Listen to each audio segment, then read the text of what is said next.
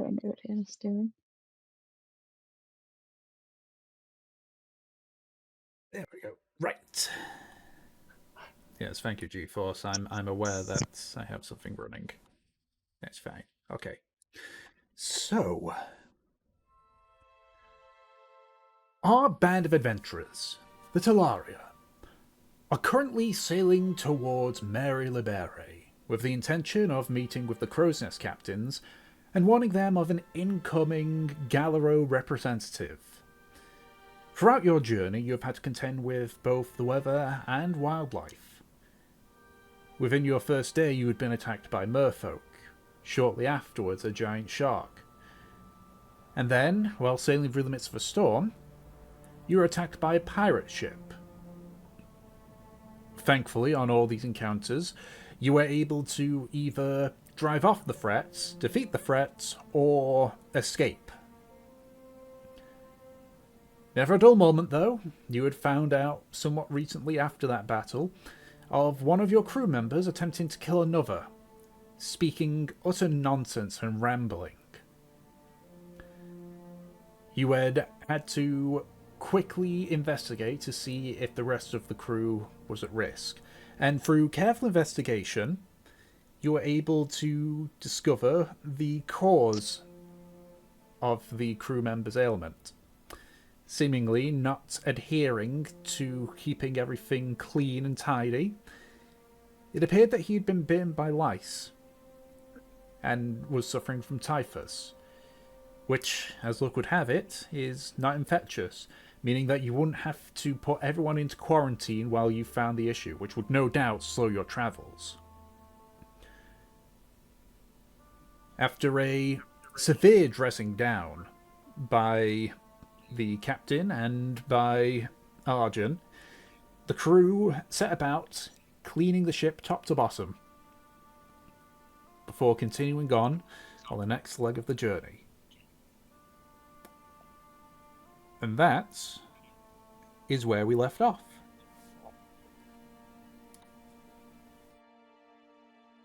So, I know that at the end of it as well, Nev and Havelock had went to sleep at the insistence of Barley. Yep. So, I guess the question is more for Arjen and Kindling, since you two are the day shift. Is there anything that the two of you make do of during this time? Arjun is trying to Quell his rage. quell his rage, reduce his anger levels. And he's gonna fish. He's gonna fish. Alright. Let's where did I put the fishing book? It's fish time. It's fish time. I fucking love fish. I've got way too many fucking tabs open. There it is. That loads. Come on, while we're young. There we go. So let's see what is the role that you need to do again? Relaying casting. Right, yeah. So if that's the case, I need one task around 3 materials from the crew. Okie dokie. So we'll do Arjun's fishing first, and then we'll jump back to you, Kindling. So make a survival check for me, Arjun.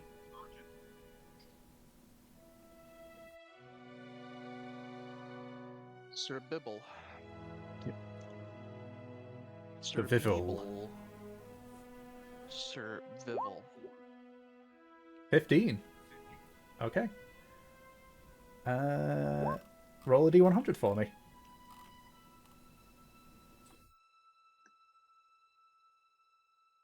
72. 72. Cool. Okie dokie. So, you sort of just sit there at the rear of the ship, just watching the bobber just float about in the waves. It dips a few times as as it goes under the waves, and then it goes under and doesn't come back up. And then a few seconds later, you feel a tug on the line. It looks like you've got a catch. So, I'm gonna reel that shit in. okay. So it is fun contest time. So I need you to make another survival check. And my survival sucks. I wish I had expertise on it. Yeah, 16. 16. All right. You try to reel in, but the fish surprisingly is holding firm. You're not able to really reel the fish in by much. So, just quickly check, because I need to check how many successes and such. Oh, the thing's got advantage on its check. Ooh. Unfortunately, try and pull. You hear a tick as the line actually snaps. God damn it. Arjun looked bewildered for a second as he reels it in and he sees like an empty line, but like not even that, like he lost everything that went with it, like the tackle, the fucking and this is like fishing off the side of a ship is different from just fishing off of like in a lake or like even on the ocean on like a dinghy kind of thing. Like you need a strong line, you need like excessive reel, you need all kinds of shit to actually fish off of a large scale boat. And he's just like,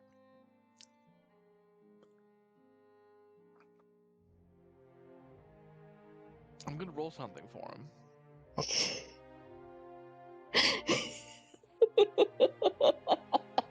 Anybody who's anywhere near him right now, if they see his face, he is livid. But he's actually keeping his cool a little bit better than he would have expected.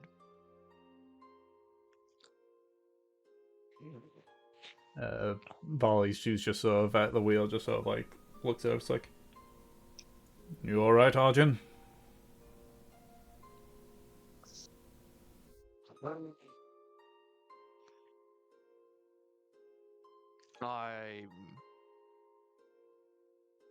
fine. I'm fine. He's Oh, gonna I'm ins. so fucking mad. Really? I couldn't tell. I just. Ugh. What happened? Is it because of the lice or something else? That's the lice. The lice. Bolly, this is our ship. This is our ship, Bolly. More yours than mine, but it's ours at the very least. And we've made sacrifices to make this trip work, and these people should understand that. They're sailors like us. They should know proper respect for someone else's home.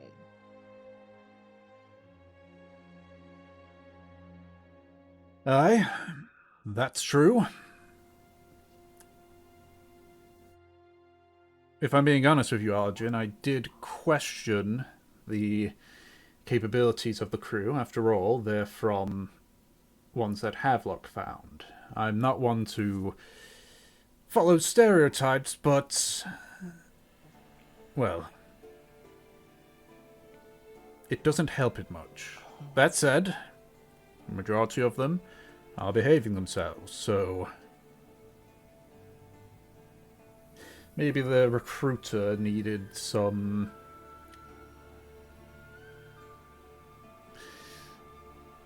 needed to actually give a damn, I guess. Maybe. He shakes his head a little bit and he just... sits back down, starts like fixing his line and adjusting it so that he can put tackle and a hook back on it.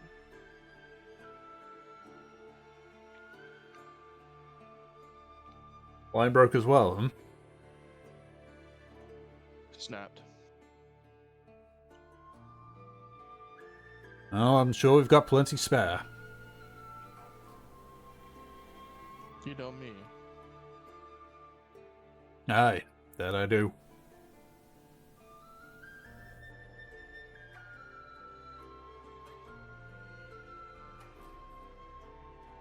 See, at this point, Barley's just sort of like looking forward, his brows somewhat furrowed.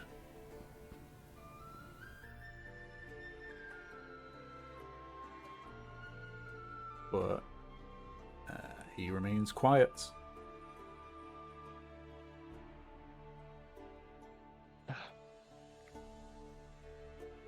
How are you holding up? This is far from your average departure. I'll admit I'm nervous. But I don't know what unnerves me more, traversing the shield or the destination.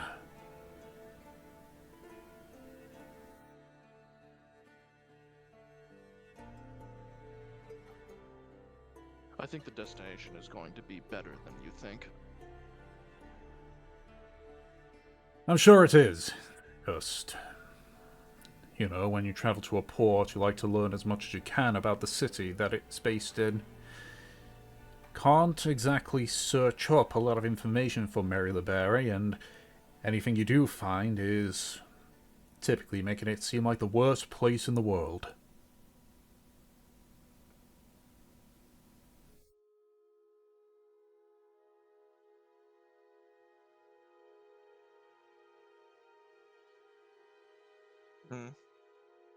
He thinks about that for a moment, and then eventually he just shakes his head and he says, I think you're getting too far ahead of yourself. It's... When a place is kept secret, the people that are welcome to that secret, who are now going to be us, once we've proven ourselves, we are going to be accepted. And when we're accepted, that's going to open doors we never really thought about. I think this is going to be a good thing for us. I wouldn't have considered bringing, even if it was your ship, I wouldn't have considered trying to drag you along with us if it weren't for something that actually would benefit you as well. This was just something that I had to take advantage of myself.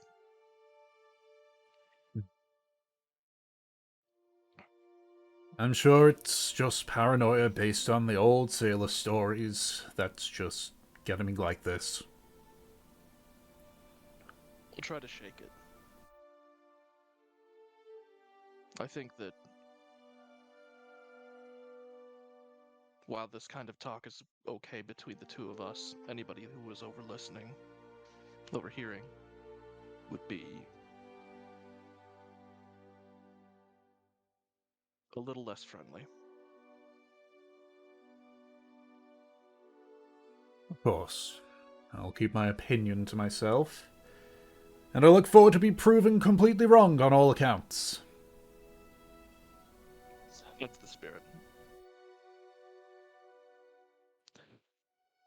Now watch this cast. He sort That's of... beautiful. he sort of just examines the wheel, just sort of like holds it one hand while he just watches as he casts it out. Are you doing another fishing attempt? If I can. Yeah, sure. So, go ahead and... yeah, okay. D100.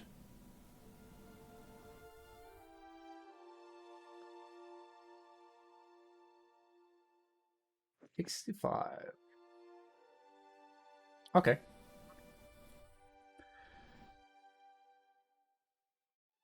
You get another tug. It's not as strong as the last one, but something has definitely hooked on. I'm gonna pull it up. Okie dokie.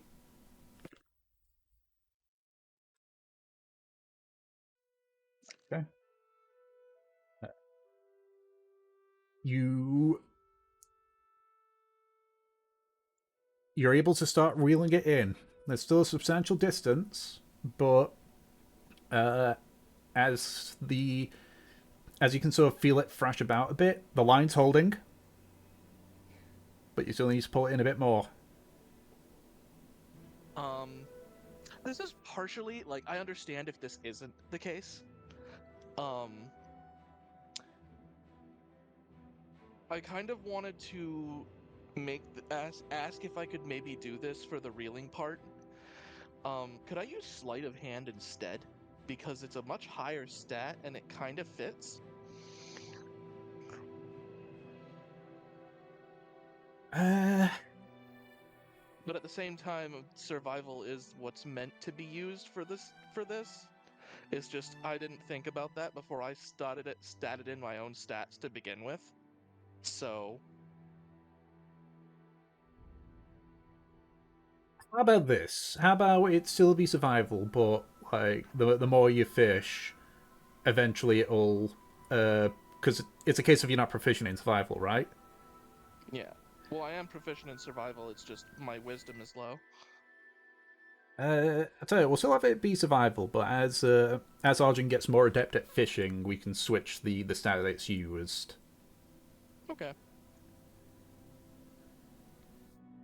That works for me. Okie dokie. 14. Right, you're able to still keep reeling it in, but this time it's significantly slower. The whatever the fish is, it's putting up a fight, but it's sort of like pulling. The line's still holding firm at the very least. Want this fish. I want to catch a fish. God damn it, that's a 7. Uh, the line you sort of as you sort of like reeling it in, your hand sort of like slips. So the reel goes up, you're able to grab it and start pulling it back in again. No survival check. That's better. You're able to very quickly make up the line that you accidentally gave up. It's relatively close now to the back of the ship. You think one good pull will probably do it. Come here, you little bastard. Ah!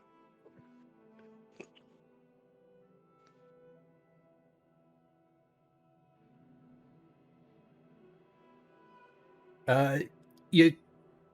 It seems that the fish has gone a second wind and is still pulling away. You feel like maybe you'd be able to. You got one more pull left. So It's go a ahead and make make or another survival break it check. moment. 16.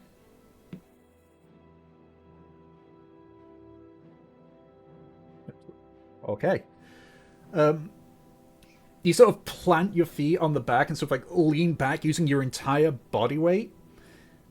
And as you do, you sort of fall backwards. The rod goes flying, and you see a what was attached to the end of it.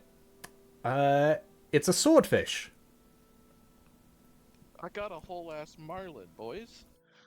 Sort of like flies and lands on the deck and starts just like flopping about, so like thrashing with its nose just swinging about everywhere. That's nothing to sneeze at. That's a big motherfucking fish. Yep. Swordfish is like the size of me. Arjun is cackling and he moves over to where it is and he's going to lift it up in its all of its struggling glory. Okie dokie. Uh, it is heavy, It's very but heavy. uh, but you are able to, even through its thrashing. Oh, finally. Oh god. I needed this. Yeah, I'm gonna kill it, obviously. Okie dokie. Dress it, clean it. I will take a little spot up on the deck to take advantage of this position and do what I need to do, but also I'm going to leave that for a while. Like I'm not going to go immediately like back to it for maybe a day or two. Like I'm not gonna fish for a while. Okay, if that's the case, then Gotta I leave need on a you. high note. Yep. Then I need to roll 2d4 for how much you harvest, or you can try a nature check to see if you can harvest its flesh whole, which is typically, as you would know, being someone who's been to a few port cities, restaurants pay quite a bit for the whole flesh. So it's down to you on that one. If you'd rather just cut it up into rations, 2d4, or if you want to have it whole to potentially And sell off. 2D for it. I'm not particularly proficient in nature. Okie dokie. 4 pounds. Okay, I mean that's what you call it? That's 4 rations.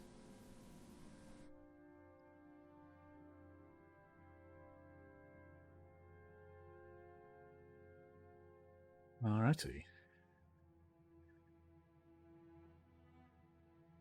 So, if that's the case, then kindling. So you're asking for if anyone's got any reading material.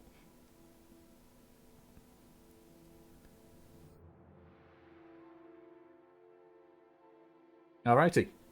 So you sort of ask around, and the main person that you end up speaking to is Dirge. He sort of hears you out. It's like, I mean, Captain keeps some books about mercantile trade. A little bit of information about the various cities around Karmora.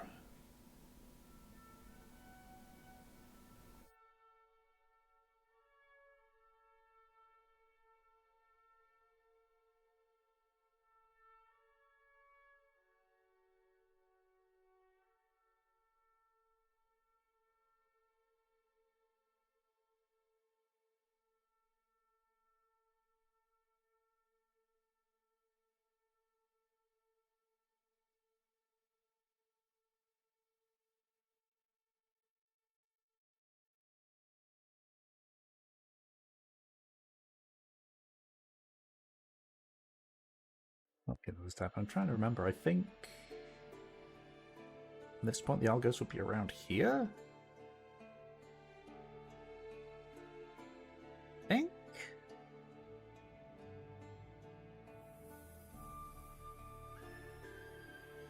No. Most of the books as well, Kolmordakian or Arizar, that's our typical trade route. We do have a couple for, like, Naza and Ooga. Jurhan.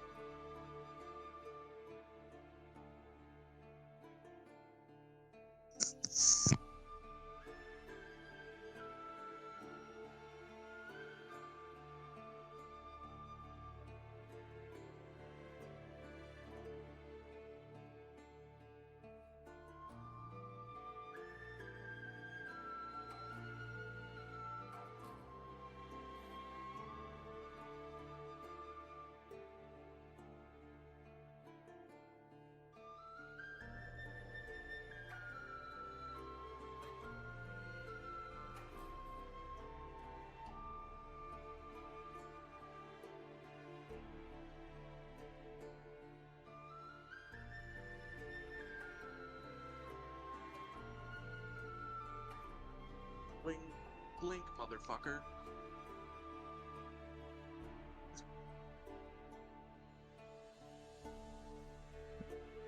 I tried to grab some. And it's like, no. I'm going to set it to the map layer. There we go.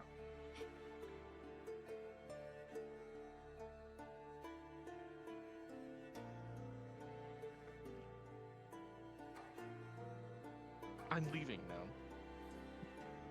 I should go. No, people need me.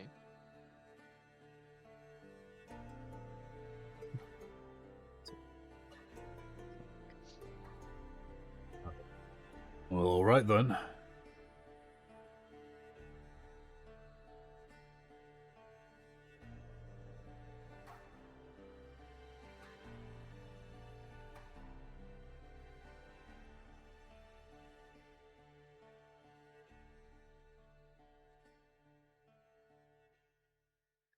Okie dokie. Oh. Sure. Make an insight check.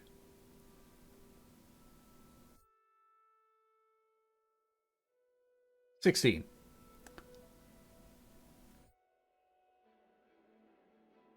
He finds you a bit odd.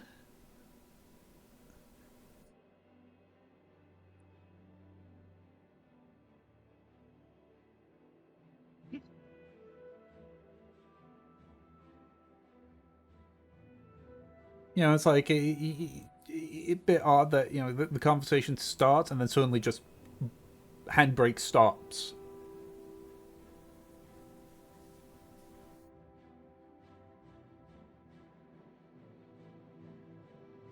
Okie dokie.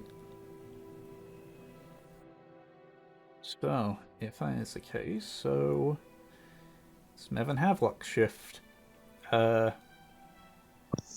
Yeah, Barley provides an update. Partway through, he's like, I don't know how appropriate this is. Well, first most, just to finish off the update, also a bit to the tail end, Arjun caught a swordfish. Oh, did he? You can ask him yourself. I was there, though. I'm sure he'd love to brag about his swordfish. I'll ask him. There's also, I guess a few questions I need to ask you. Okay, go ahead. We're approaching the shield, or where we're going to be turning into the shield. Do you know roughly the route to take through there? I am incredibly familiar with the route, yes. If at some point during the evening you can sort of jot down on the map the route to take, that way I don't accidentally ground us during the travels. I would be more than happy to do that.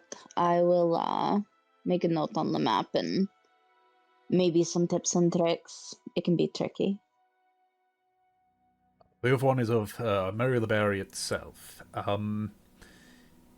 So any particular rules or traditions or anything that we need to follow? I'd rather not risk offending people by barging in there and basically insulting them.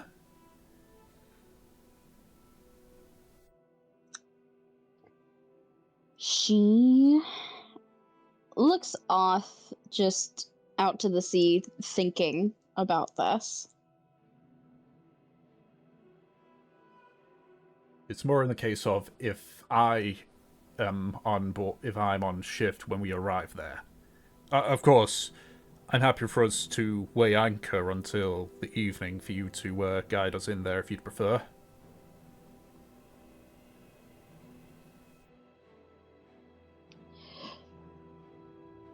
The smartest idea is for you to weigh anchor, yes.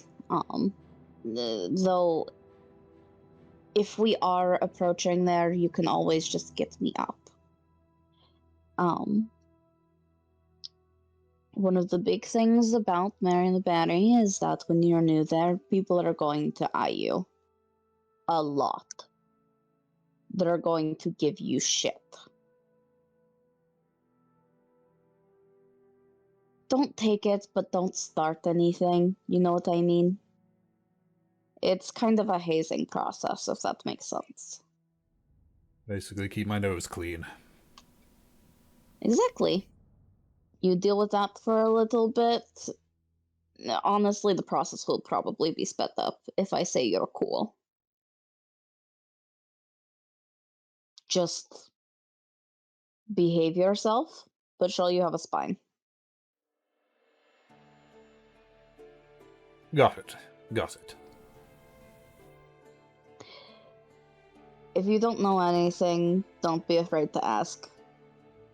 Since you're new, people aren't going to be offended. We're used to... She waves her hand, thinking about how to say this. We're used to outsiders and newbies not knowing what the fuck to say. No one's going to bite your head off. As long as you're not spouting slurs. Which reminds me. She points to him.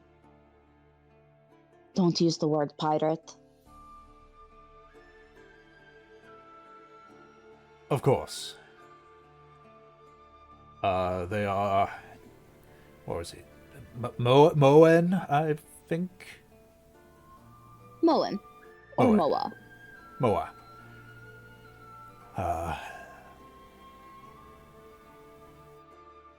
I'll let the others know ahead of time, then. Good. Really, don't stress about it. We're all sailors.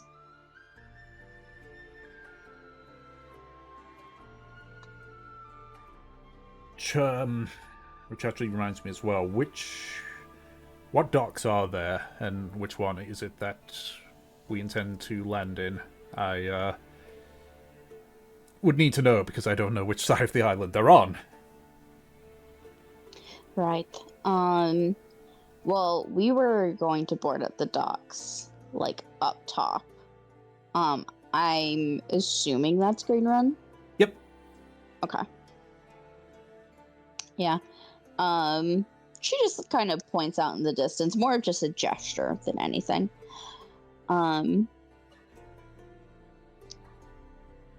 It's a little tricky, and of course I will be helping along the way, but in the isle itself there's kind of an opening that leads to a river.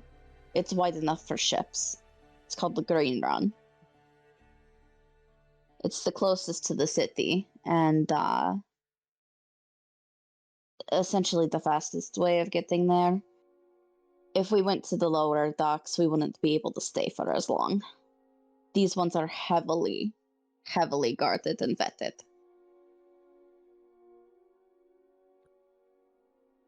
I'll make sure the gun ports are closed then, so that it shows we aren't coming in anger. Yeah, she nods. I'm telling you, it's important for me and Havelock to be up there when you're going to port. People are going to be looking at you with scrutiny, and frankly, they may not let you into the city or even off the ship, if not.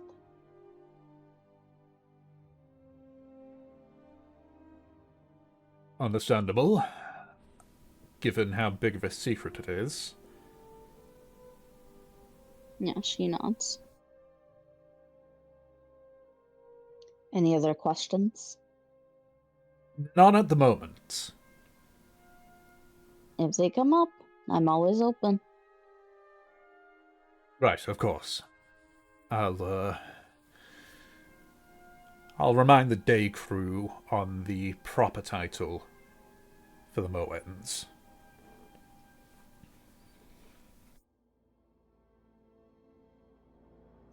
At this point, with how many people are asking me what's up, I should just write a fucking book about it.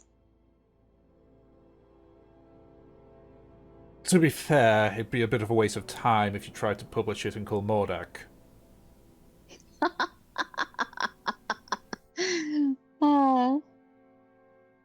As if I'd give those fuckers anything.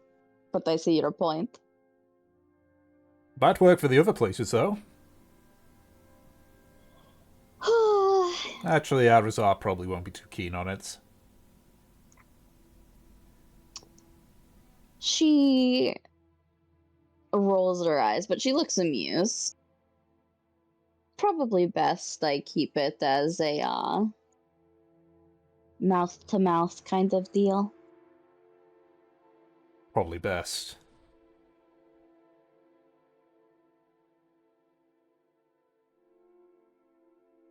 Well, hope the evening is smooth sailing for you. Rest well. Yeah, he heads down the stairs. You see, so like pulls a few of the crew that are getting ready to go to sleep aside, and just sort of saying a few things to them. Yep.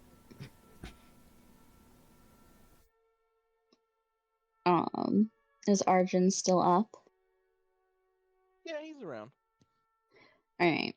Yeah, she will approach you. She's running a hand through her hair. Clearly thinking about what the fuck just happened. And as she approaches you, she grins. I hear you wanted to show me your sword. Fish. He turns. He has like a very like disarmed sort of boyish grin on his face when you say that. And he just says, I caught a swordfish, and he holds it up.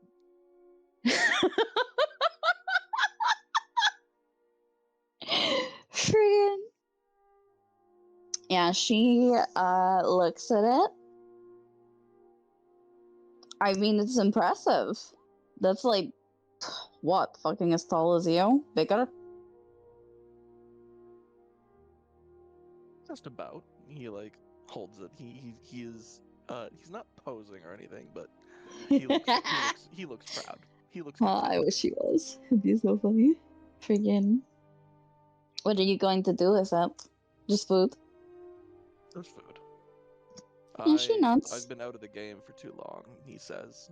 Out of the game quite is actually his words of choice. He says, I haven't. I've been a sailor for a few years, but a fisherman less. I was starting And to wonder if you were any good at it. I haven't really seen you catch anything.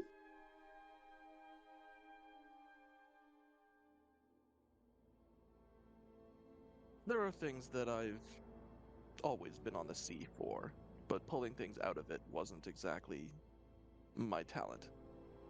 But I like doing it. Is it relaxing, soothing? He nods. Probably needed it after today.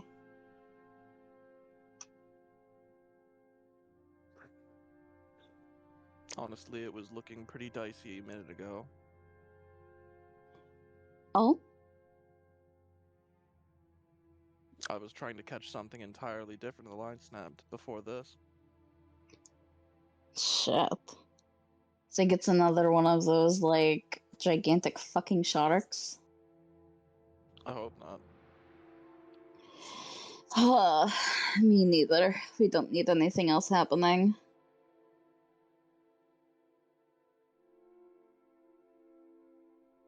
Are you going to put the fish down? No. Are you going to take it to bed and cuddle with it? No. No. I've got you and Havelock for that. You got a couple hours before we join you. We got to be up navigating this shit. Okay, you say a couple of hours, but I have to do lice runs again, so I will need a nap very soon. Havelock will come and meet you in like an hour then. He shrugs. Lice Either way, runs. I Sounds like think you're going to get it. Don't. I think I'm just about done with this thing, and then I'll clean myself up and I guess I'll be ready to receive you. Make sure it's not the other way around. Mev just cannot stop her laughter. She thinks that's so fucking funny. Maybe so.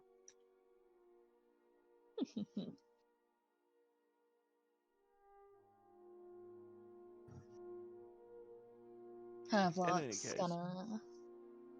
gonna give Arjun a kiss on the cheek. Mev an actual kiss. And then go do Lice Run. Off he goes. I assume you're leaving too. I should probably be less of a hard ass for at least 5 minutes. I think the crew is scared enough.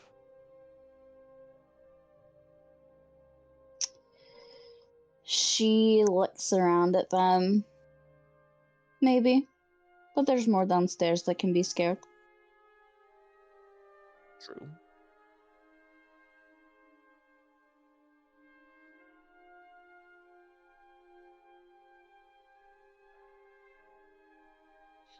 Are you, He scratches his neck for a second, then he says, "We're getting close to our destination.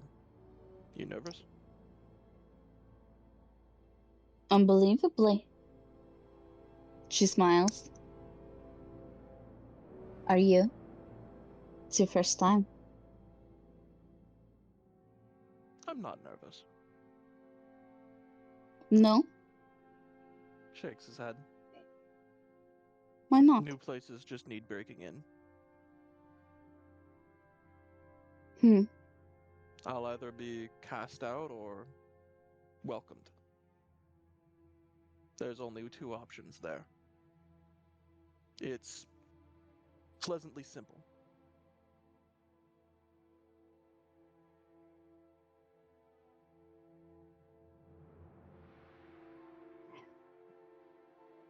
I suppose that's fair.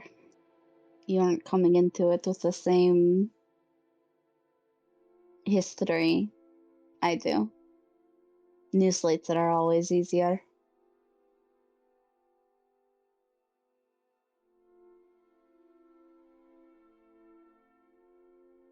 A lot of things are easier when it comes to being a fresh face. Even if it's not necessarily simpler. Rather, the other way around. It's more simple. It's not necessarily easier. She nods.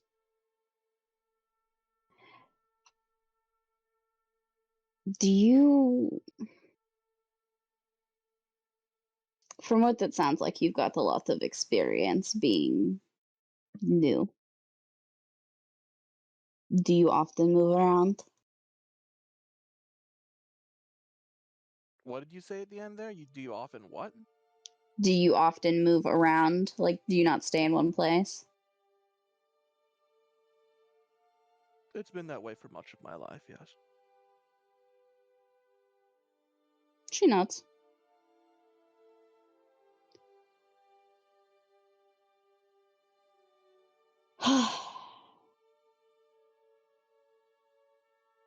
She rolls her shoulders, and it looks like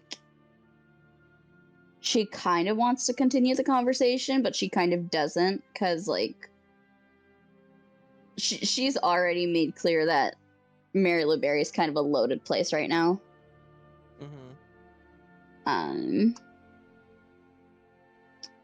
So she smiles at you. You shouldn't delay your sleep any longer talking to me. I think it's the best way to delay my sleep. If you say so. She's going to head over to the helm. You can feel free to follow her, but if not, she's not going to be offended.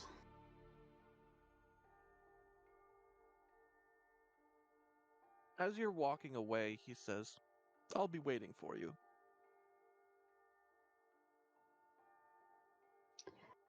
I'm going to be waiting a while.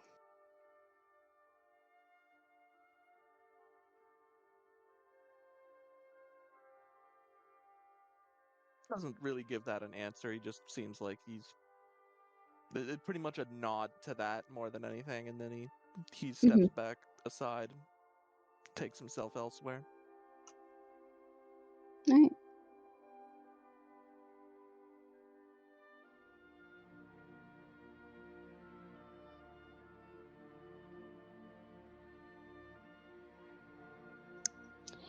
All right. Obviously, I'm going to write down the path through the coral shield for Bali and leave a couple like notes on there of like, watch out for this fucking like, I don't know, pillar that sticks out, whatever. And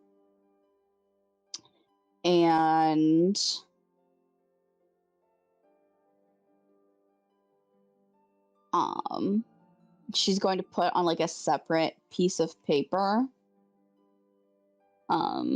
instructions for the green run.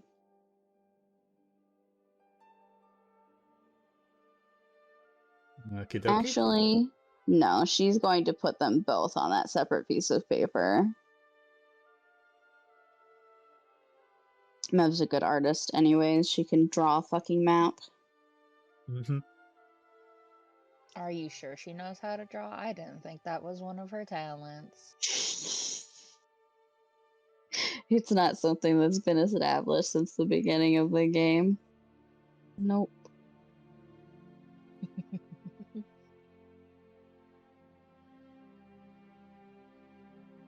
Okay, so you fill in all the details. So Havoc, you're going on a bug extermination excursion then.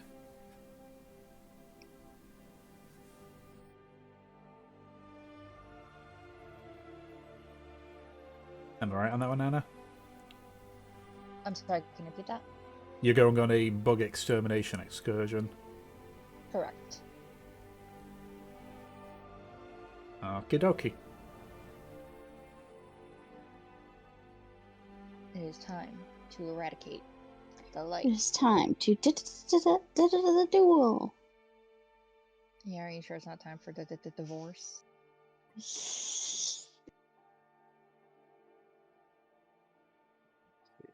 So, the remainder of the night is uneventful. The only exception being is that the ship is turned a lot more as you prepare to set it at an angle that will get it into the coral shield with the least amount of trouble.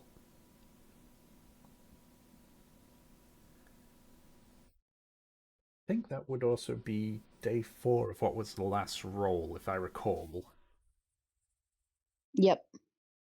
Okay, so then, if that's the case, it's time for the next 4 days. So who's the one that rolls this time?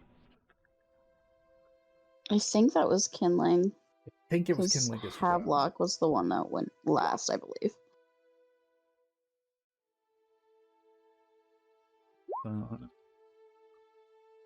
It is a D6.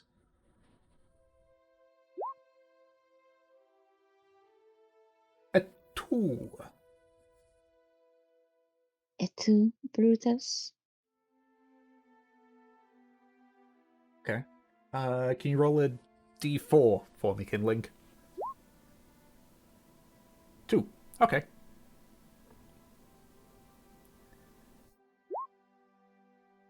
So,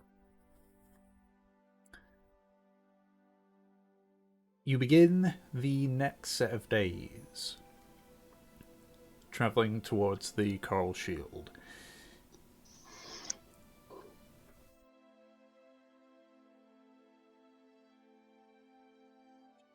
Yeah, I think it's probably best to ask if anyone does anything during those 4 days.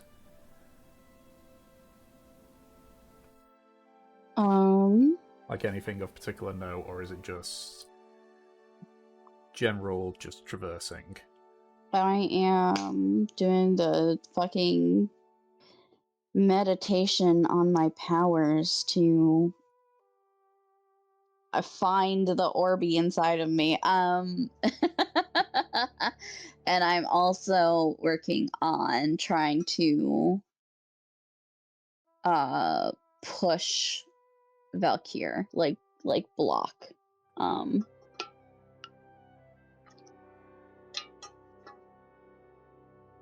Other than that, I will be obviously helping with the lice issue, checking on Patient Zero and on Choked Man.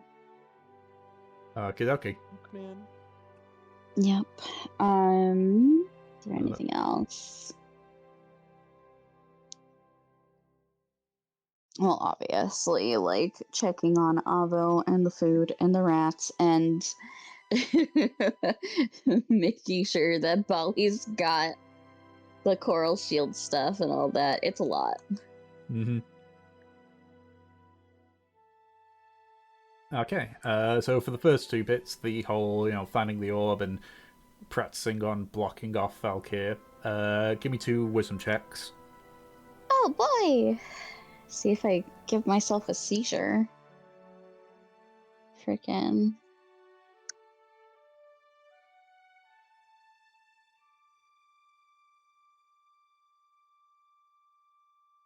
Happening, Arjun and Havlock, are you doing anything in these 4 days? Oh. Okay, that's really good. Okay. Good, yeah? I would like to continue the lice eradication. I am the sole member of its committee. If Arjun would allow, I'd like to drag him along with me just for double checking everything, and if he'll allow me, I'd like to fish with him too. Okay, and what about you, Arjun?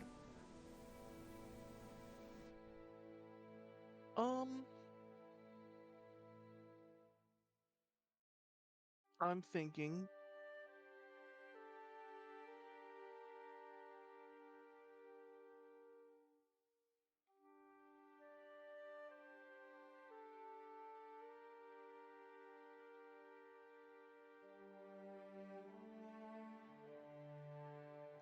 that Arjun would be largely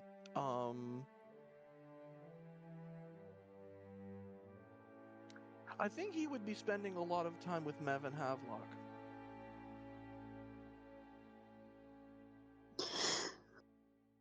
Okay. Not necessarily anything important, but he would be probably like every once in a while asking them a question about like what to expect in Mary LeBerry, and for the most part just making sure that the 2 of them are all right.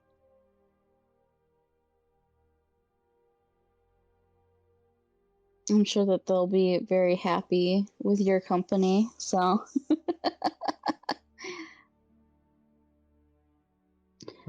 Is there anything in particular that he wants to ask about? That, like, you want to know, or just flavor? It's just flavor. Yeah, he's not Okay. asking anything in specific. Yep. I think Mev is appreciative and definitely, considering that she's been going through, like, her fucking weed supply like crazy,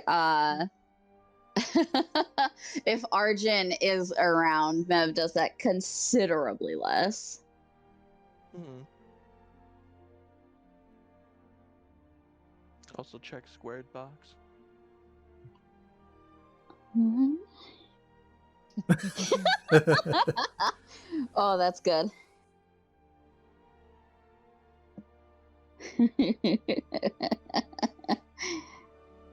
Right. And just based on what Havlock and Kinley said, Arjun, are you also partaking in any fishing? I'll do one more fish. Okie dokie. So, if that's the In case, those days.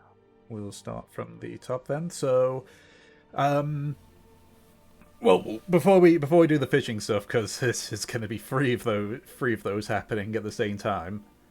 So we'll start with Mev's stuff first, since a lot of the other stuff is intertwined. So, you're getting more consistent with finding the orb, quote unquote. Yeah. This ball of power. Yeah. You, at the very least, feel that you're a lot more confident pulling to it. And so you sort of like start practicing on trying to keep it away almost. To try and prevent the same thing that happened with your hand the last time. Yep. In terms of the blocking, you sort of, you're a lot slower and more, I guess, deliberate for the second attempt after the first one. Mm-hmm. You definitely don't feel like you got a full block, but you do feel like a lessening of Valkyr's presence as you focus, while also keeping your own mental barriers there. Well, how does that separation feel for the both of us? Like, is it gonna hurt us? So as you sort of like discuss with each other, it's like, it didn't hurt per se, but it felt cramped, I guess. Like I was being shoved into a box. But it was one which I could still move around, I guess is a way. What? Could you still hear me? See me? Faintly, yes. It was clear on the bits which felt weaker. But even on the solid part, I could still just make it out, though it took a lot of focusing. Alright, Mev's gonna just kind of note that down.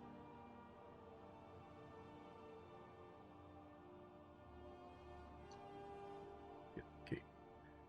So you said the next part was checking with Arvo? Yeah, that one I don't think is too important unless he wants to tell me that, like, there's no food the rats have eaten at all, there's a plague on the ship kind of deal. Okay. The update Arvo gives is just that food supplies are fine. The Daz has been also seemingly checking them for fleas at this point as well. Okay. After recent developments.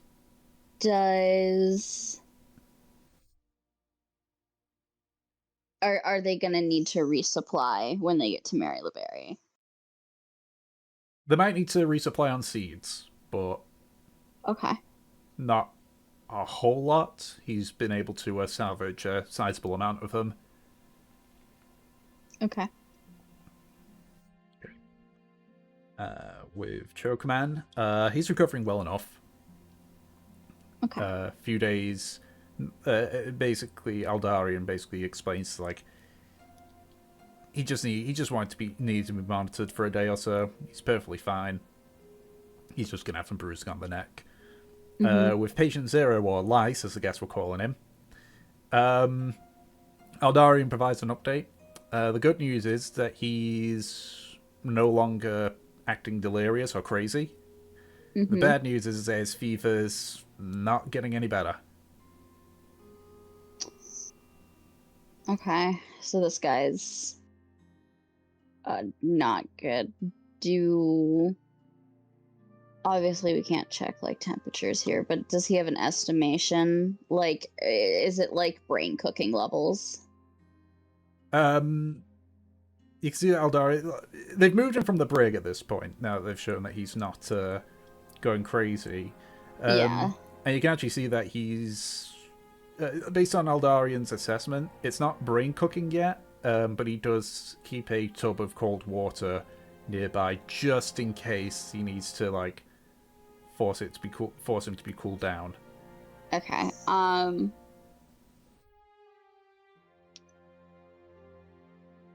Mev is going to recommend that they put him in a really, really hot tub.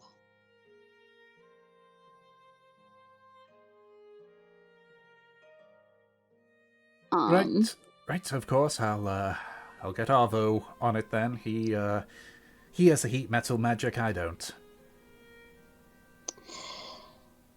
Yes, please do. Soak him in it for a while, and then hopefully when he gets out, his temperature will drop. Try to regulate. Of course. Fuck. This isn't good. Do you think if it gets any worse, how long do you think he has? Maybe a week. Do I know if we're gonna get to Mary LeBerry in a week, or are we gonna have a dead body? You may have a dead body. Okay. Yep. Shit. Alright. I will talk to Bali about this. Keep monitoring him, please. Of course. Alright. Great. Oh, that's bad. So,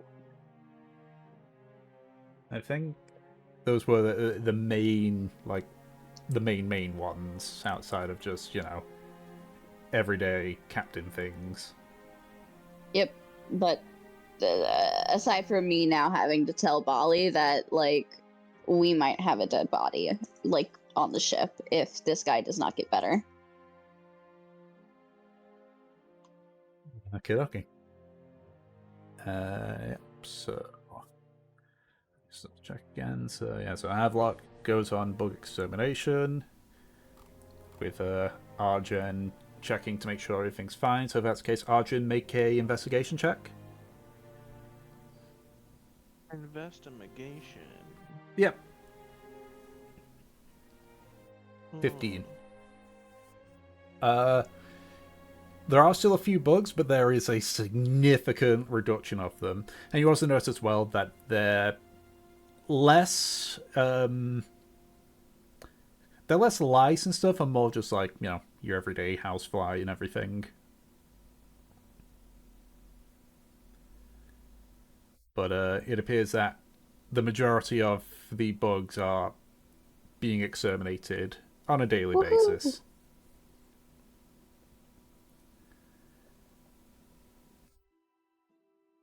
If that's the case, so I know that both Havelock and Killing want to fish alongside Arjun, so Killing and Havelock, make a survival check.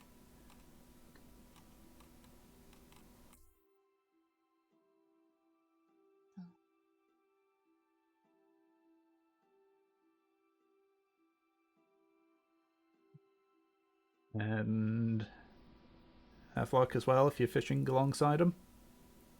There we go. Alrighty, all three of you roll T100s.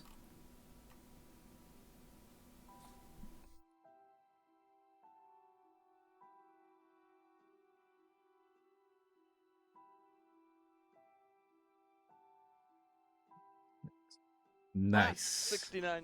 Nice. Nice. All of you. Okay. So we'll do this one at a time. So,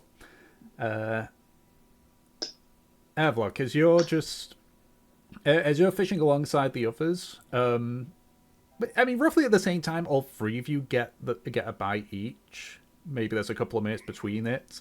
But as I say, we'll just go it from top to bottom on this one. So, Havelock, I need you to make a survival check again. Yippee. 7. 7. You kind of try to pull the fish in, but your hand sort of like slips off the reel, so you have to quickly grab it and start reeling back in. Make another survival check. Another 7. Another 7. This time you are able to start like reeling in the fish. It's not putting up too much of a fight, meaning that it probably isn't that big of a fish, but it's still thrashing. So another survival check.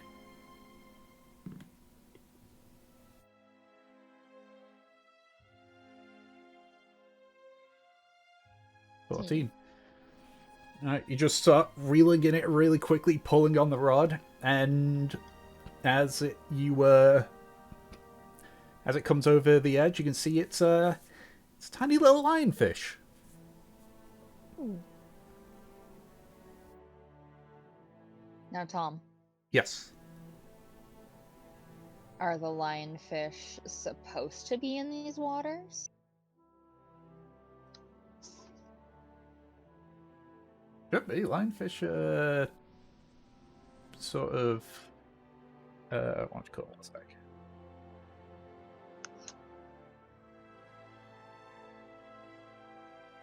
Yeah, it's Indo-Pacific, which is roughly where you're at. Alright, just checking.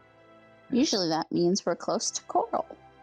Mm-hmm. Which you are currently traversing the shield, so checks out. Also, I'm just going by what's on this list here. Listen, And I to just wanted to see- make sure we weren't dealing with invasive species fishes. No, we're like, in terms of the world, we are close to fucking Philippines kind of shit, and I'm pretty sure that lionfish are allowed to be there. Yeah, and like even then, I'm not gonna be so like up and about it. Like obviously, you wouldn't have an Arctic fish here, but you know. Mm-hmm. Suddenly there are penguins. Oh, but imagine. Okay. So yeah, based on your knowledge of being on the sea, you know that lionfish are poisonous, and their glands can be harvested if you're careful, or you can just simply turn them into what do you call it? Just turn it into some rations.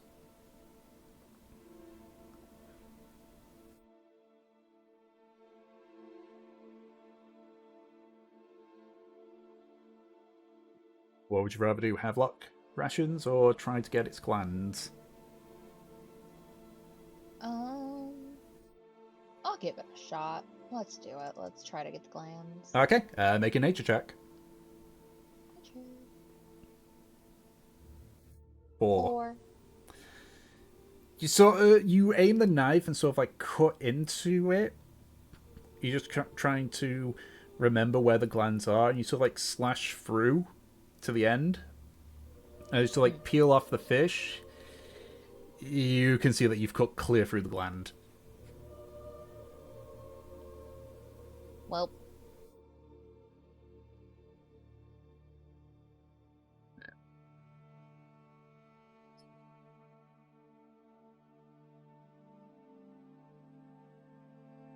Next is kindling. So, go ahead and make a survival check as well.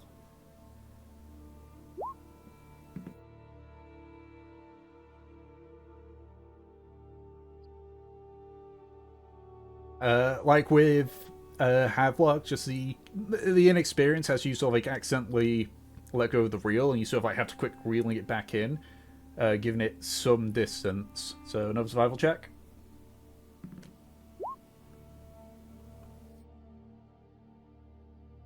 Yeah. Like with Havlock, you're able to sort of reel it in quite significant distance, actually. It's still on the line at the very least, so another survival check.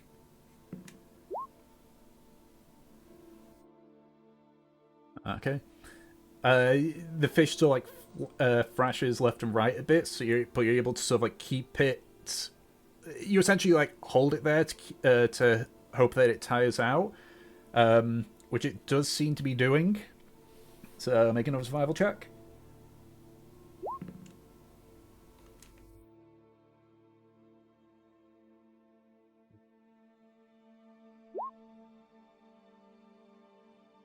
You sort of like lax the line a little bit and tug, and there's no give.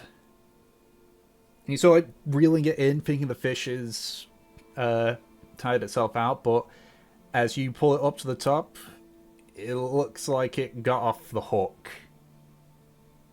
You can see some of its flesh still on the hook, meaning that it's probably ripped itself off it.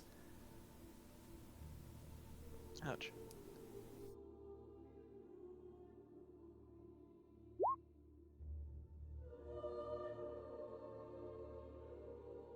Okay. And then that leaves Mr. Arjun. Boom. 18.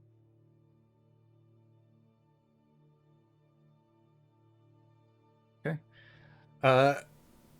You're able to start pulling it in, but you realize it is notably difficult. All right.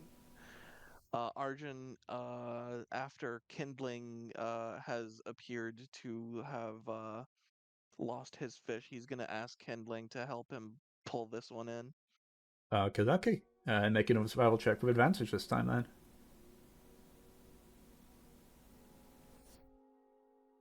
21. I don't think this thing can beat it.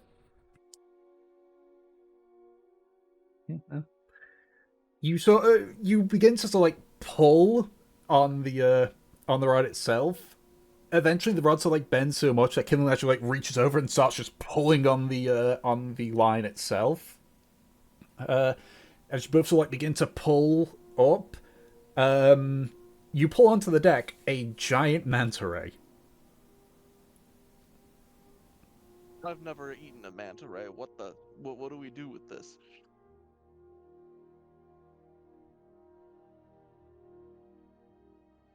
It's big.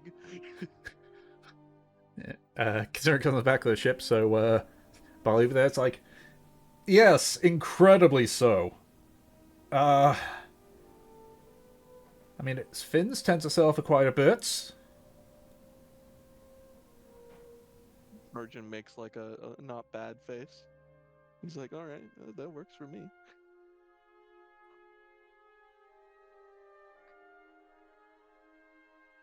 Alright, so you're going to try to harvest the fins? Yeah, I'm guessing that's nature. Yep. I don't think I can get help with this one. You could. Oh, I could? Yeah. Alright. This giant manta ray is a large creature. There's more than enough space for people to help. Alright. 17. Okay, yeah. First order of business is you put the manta ray out of its misery before you set to work cutting up the fins.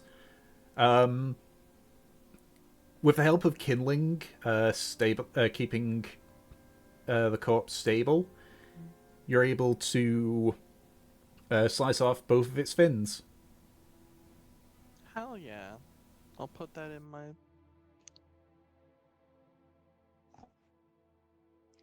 Manta fins. Manta fins. As finished Barley Speaks, so it says, you're probably going to want to put those in water or something, lest they go rotten. Yeah. Also, I made another meme in squared box.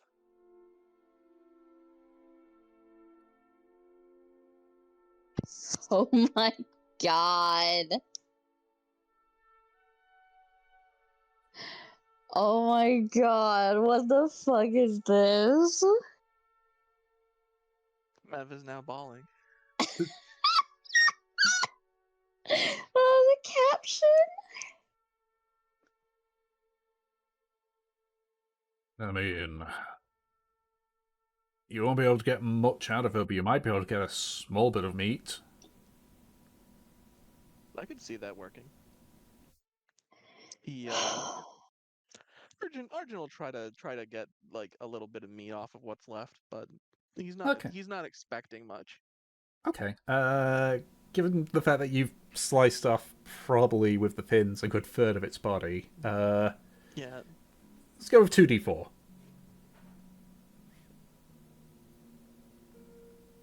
Nice. Alright, you get 5 pieces of meat. Meat. What's manta taste like? Let me look that up. I'm gonna Google that right now. Okay.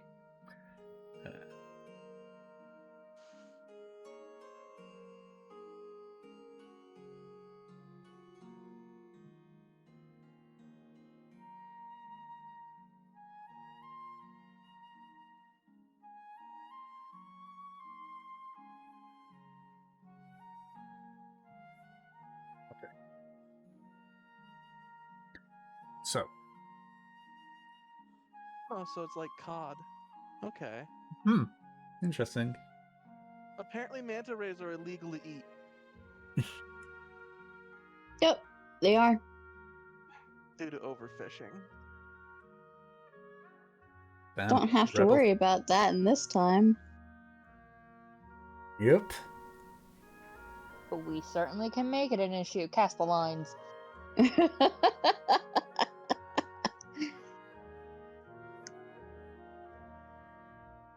Okay. Taste and texture is very similar to cod, but it had a little extra spice of being illegal that made it tastier. Forbidden fish. That's funny. Alright. So, as you finish that, as Bally's just watching, like, right, now can you please clean up the mess on the deck? When have I not? I know.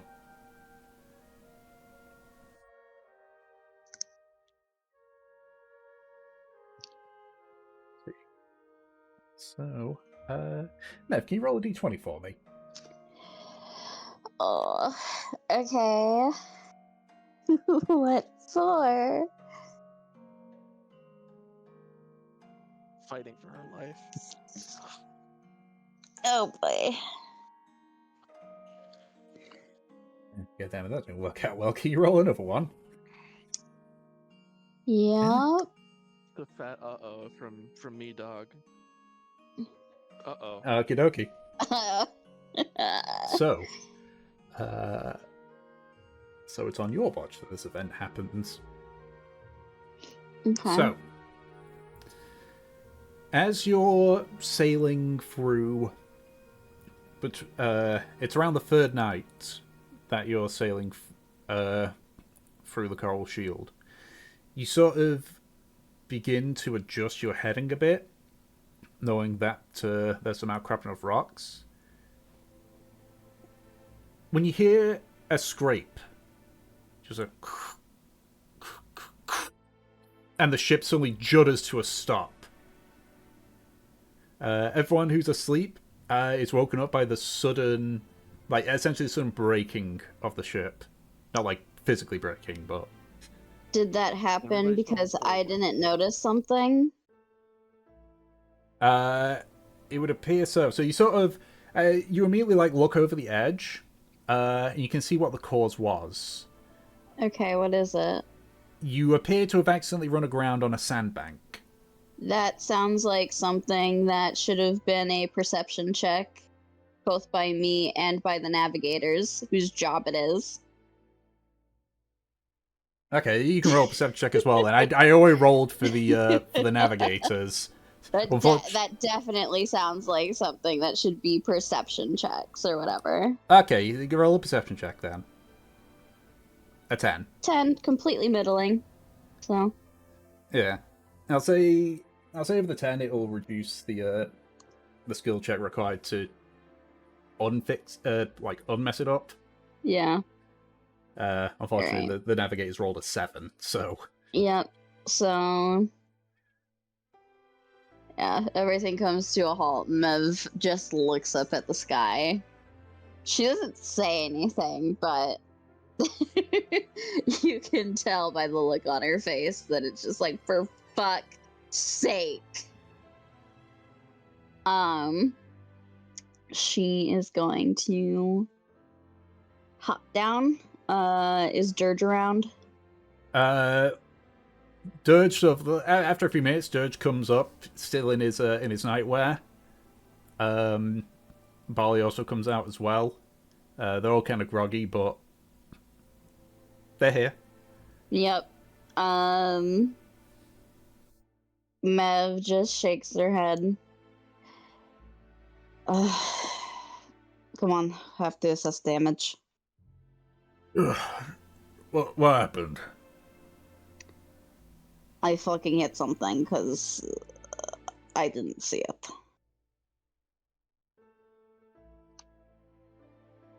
Right. Sort of like calls some of the crew and sort of directs them along with you to head down to the bottom of the ship. Yep. What about everyone else? What are they doing? Arjun comes up, hears that they've been running around, sees that there is apparently no danger here. But now he's wide awake. The only danger is Mev's annoyance. So what he does, where are the navigators? That's a good question. Where are the navigators? Arob is currently climbing down the ladder from the crow's nest. Arab? Yeah. Why are we aground? So I didn't see the sandbank. Or the coral, or whatever. It's a sandbank. Sandbank. I didn't see the Son? sandbank. Son, where are you? Son. Sun comes out from under the deck. Present. Oh, she was asleep. Okay, I thought she was on it too. Never mind.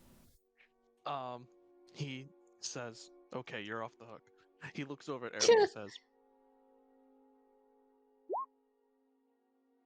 you should have seen it. He is missing all of the enthusiasm that he normally has for stripping someone down, and he just says, you should have seen it, because he's tired as fuck. You alright? I should have. Why do you think I'm not defending myself here? Ugh.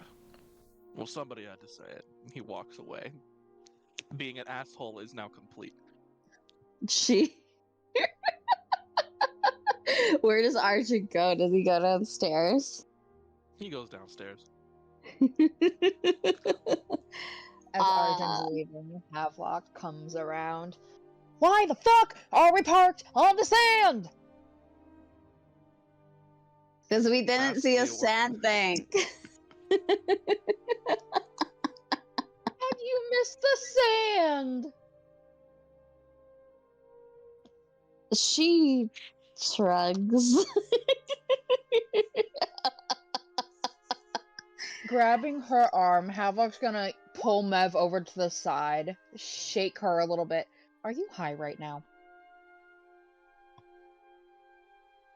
It's actually a fantastic fucking question. I'll answer this based on what Tom says. Has my telepathy stuff been giving me grief? Let's see what the dice say. Okay. Make a... Yeah, let's just make it a wisdom check. Or a wisdom save, whichever's higher for you. Unless they're both the same. Alright. I think they're both the same, so. 11. 11. Not much more than it normally does. Okay. Then I think she would have been able to hold herself. No, I'm not high right now. I'm pretty good about not doing it when I'm like actually on the job. It's dark out. I can't fucking see in the dark. She shrugs. It was a dumb fucking mistake. Oh, I'm not mad at you. I was just concerned because you were giggly. I'm trying to laugh about this because this is like the 900th obstacle or stop that we frankly don't have time for. And if I don't laugh, I'm just going to be pissed. You want to spar? We got some time before it's cleared. This is my mistake. I should help out.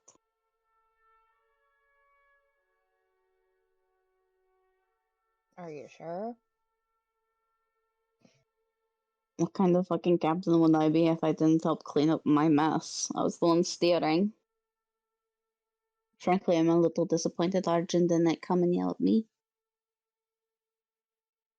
Do you want me to yell at you? I feel like it wouldn't be the same. Wow. I see who's your favorite now. It feels more genuine coming from him. I know you could never actually be mad at me.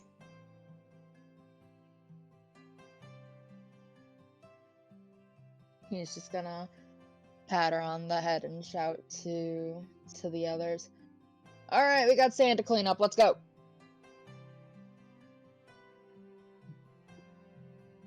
Barley's already directed some of the crew. Nimbus and Sun have actually head off the side to examine the sandbank on the ground. Yep. This is gonna be a fucking while. Yeah. So. Son, do you think you can lift me? Sun so flies back up, says, what was that? Would you be able to carry me again? I mean, unless you've gained a lot of weight, yes. Awesome. Have oxygen jumping. Oh my god. Okay. So Sun helps slow you down onto the sandbank.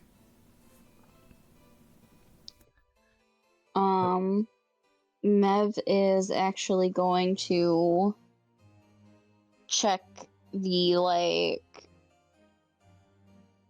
interior of the ship and see if there's any break, you know? Mm-hmm. That they can't see out there. Yeah. So, make an investigation check. That makes me nervous. Okay. What was that? I said that makes me nervous. Alright. So you have a search around for everything, sort of like checking each of the rooms. A lot of people's possessions been thrown about. Okay. You check the medical area, and you can see Aldarian is just sort of trying to mop up water from the now tipped over tubs. Yep. He just gives a nod and a wave. But no one's, like, hurt or anything. There's a few people that appear to have a few bruises when they got thrown off their bed, but none of them appear to be seriously hurt. Okay. As you sort of like head down into the bowels of the ship, you can see Dirge is having a check around. He's pacing a lot, but as he sort of approaches, like, good news, bad news. Alright. Good news, Repairs have held. No damage. Bad news. Lost some of our food. How's that going to affect us? Thankfully, we bought a lot of excess. And with the fishing work that Arjun and such have been doing, we should be okay. But we've lost about 4 days worth of food and water. How much do we have left? Takes his notepad and starts scribbling it down. We got about 2 weeks worth now. How long is it going to take us to get to the thing? Based on where you are now, about 5 days. Okay, so unless something else fucking happens, we should be good. Yeah, she nods. We should be able to maintain it if nothing else happens. Obviously with Arjun and the others fishing, hopefully that'll give us a couple more days too. Worst case scenario, we can start rationing. Crew won't like it, but if we're only a few days out, I'm sure they won't mind too much. Yeah, she nods in agreement.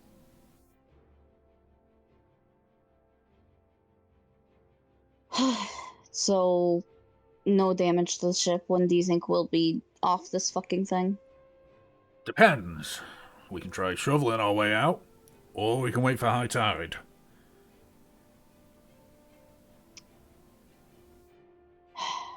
I'm familiar with these waters. Yes. Would I be able to say when high tide is? Nearer to about the end of your shift. Okay, so that would only be like a couple hours and it wouldn't expend anyone. Give or take, yeah, about 3 hours. Okay. Then Mev is going to say, high tide should only be in a couple of hours. If people could just get us in a position where we can essentially to use it to our advantage. I'd prefer to do that instead of wasting everyone's energy. So basically, at least trim away a bit of the sandbank so that we can just slide off it. That's right. Alright. So, like, yells over the other crew. Get the shovels, hand them to the night crew. Several of the crew members still like start picking up shovels that they've got. Mev will join them. Alright.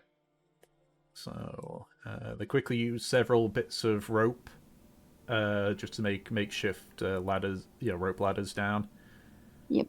Now, in terms of exterior stuff, have make an investigation check then if you're checking the exterior.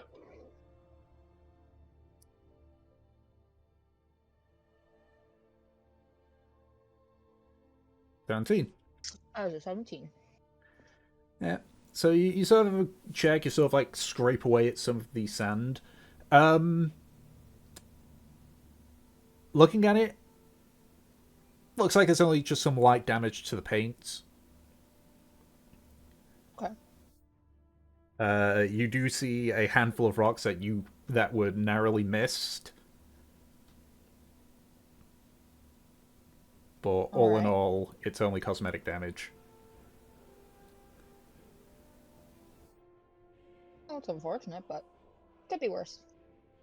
We keyed our ship on the bank, you guys.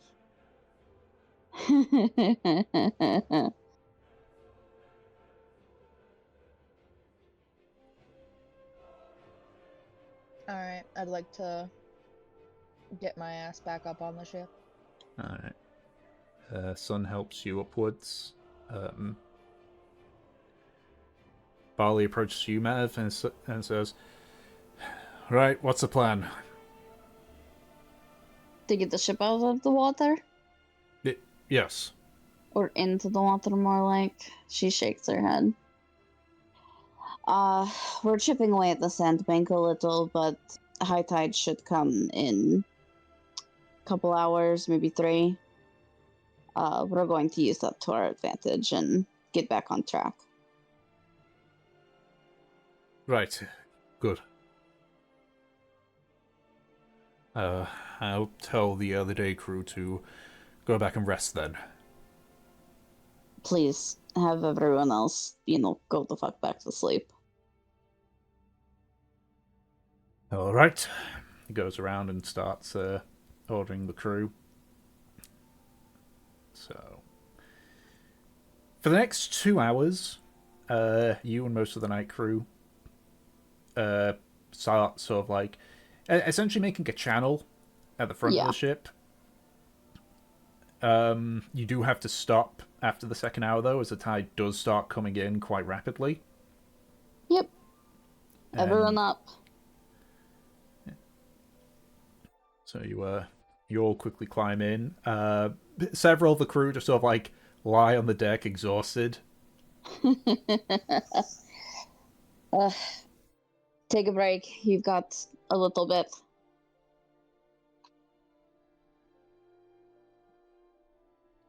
The next hour, you just kind of wait. As the tide comes in, the ship sways slightly. Before with the addition of the wind, you hear the sound of it scraping across the sandbank some more. Before it just stops and you feel the ship moving again. Yep. Alrighty. Arjun pokes back out and just looks around and he's like, we're moving. Yeah. Yes, we are. Thank God.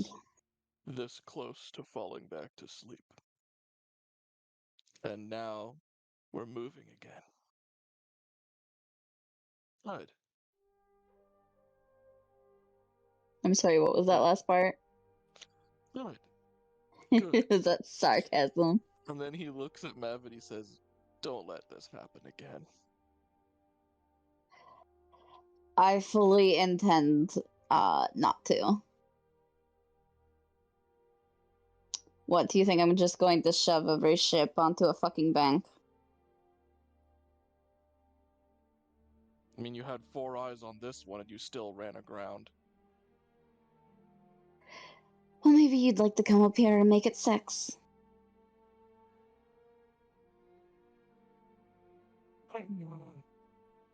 He actually comes up and he stands next to you. She smiles at him. How's he looking? Tired. Yeah.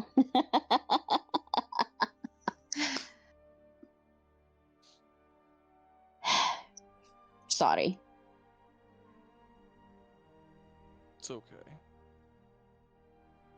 I'm just being a shithead. I know you are. Kind of deserve it, though. I'm the fucking idiot that ran up on the bank.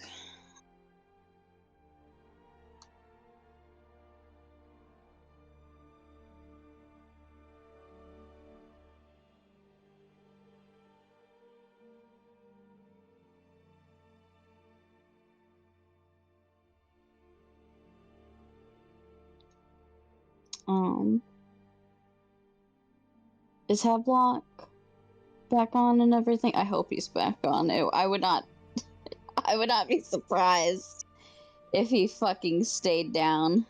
Oh my god. He's making his way back up. Alright. I'm not surprised.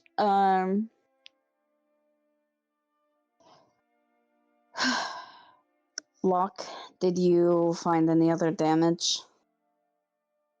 Paint's a bit chipped, but otherwise we're fine. Fantastic. Alright. Although we narrowly missed some rocks, so we have to be careful getting out of here. I'm working on it. Fucking Argent's helping me. Do you want to help me become a fucking spider? Like, Yeah, actually, you want to do that?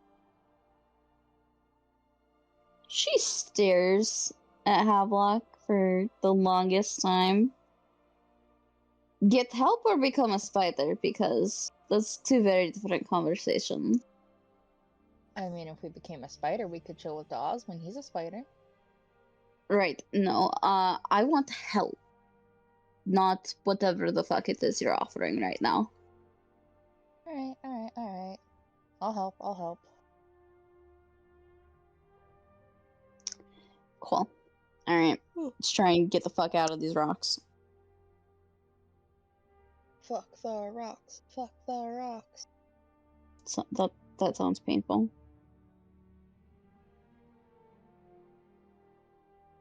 Let's see. If that is the case, then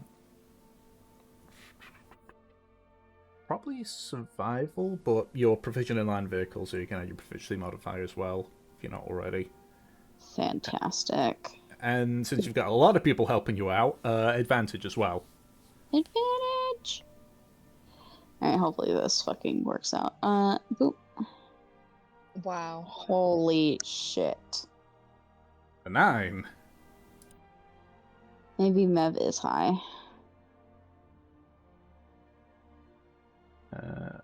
Alrighty.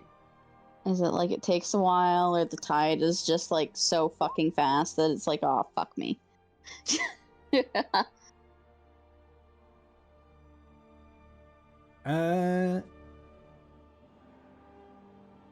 I would say, based on that, actually, attack. What's your proficiency modifier? That's the +3. +3. Okay, roll d20 and add +3 to it. I swear, if this is how long it takes for us to get out of here. Let's hope that's minutes. If that's the case.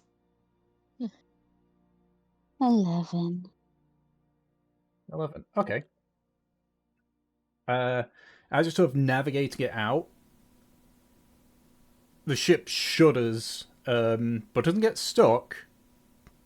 But it does, like, jolt to the right a bit. Okay. As this happens, you see, like, some of the day crew that have been woken up sort of begin to check around. Dirge immediately turns around and heads back onto the deck just to make sure. Yep. A few minutes pass. Dirge sort of, like, steps up again, just sort of, like, indicates to some of the crew who head down in a hurry. What's the damage? Some of the repair work's been, well, broken. It's not a lot of water coming in, but repairs are already ongoing. Indicates to the crew that just ran under. Yep. Mev nods.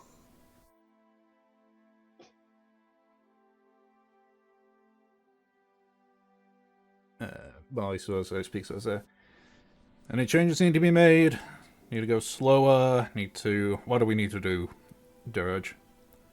Oh, no. It's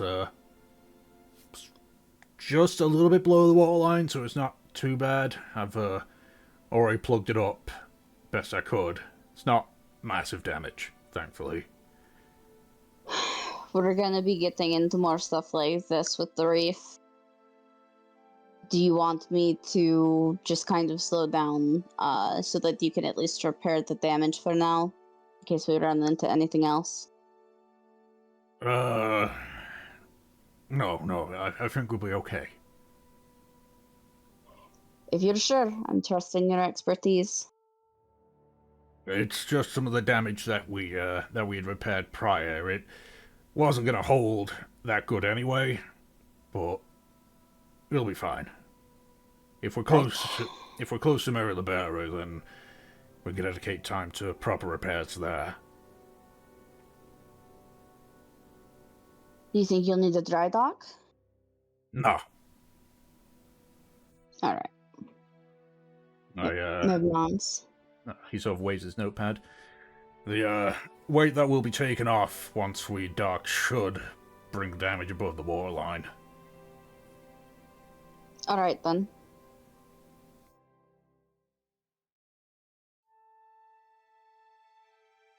Well, he sort of like pulls out a small version of the map that he's got and just sort of like puts his finger on where he thinks they are roughly.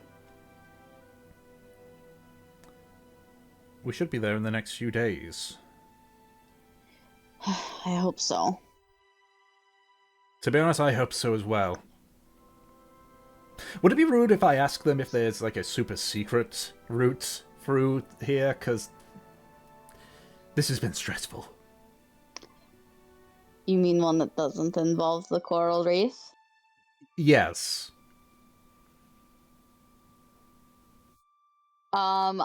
Considering how the island looks, there is like no place that is not covered by coral. Nope. Yep. You can. It shows on his map as well. You can sort of feel like in his tone of voice that he's like he kind of knows as well, but he's just hoping among hope. Yep, Mev smiles at him. One of the key points to Moa and the advantages that it has for Moans is that it's kind of covered in the coral shield. Fair enough.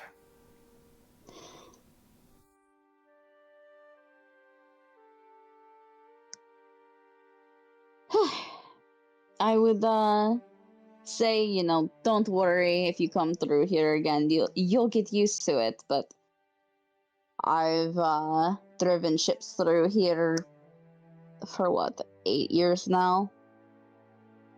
And as you can see, there's always something. Probably why it's kept so hidden all these years. Mm-hmm. Well, guess I can't complain if it does its job well. I was just hoping. Just like rolls at the map and stuffs in his pocket. Alright. To bed with you and the rest of the night crew then. If we arrive there on my shift, I will wake you up. Right. Be careful. I will certainly try. Is Arjun coming to bed? Yeah. Since I kept him up.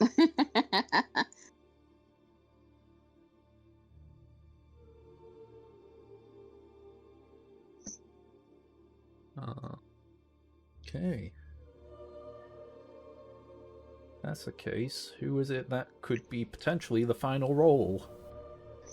I think that's me. Yeah, that'd be you. Yep. No pressure.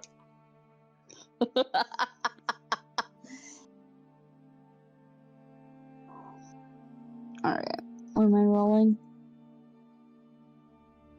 That's a d6. A 1. 1. Okay. Roll another d6 for me.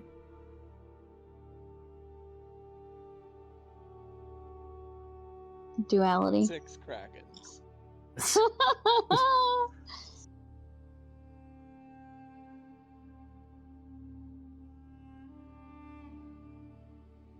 Okay.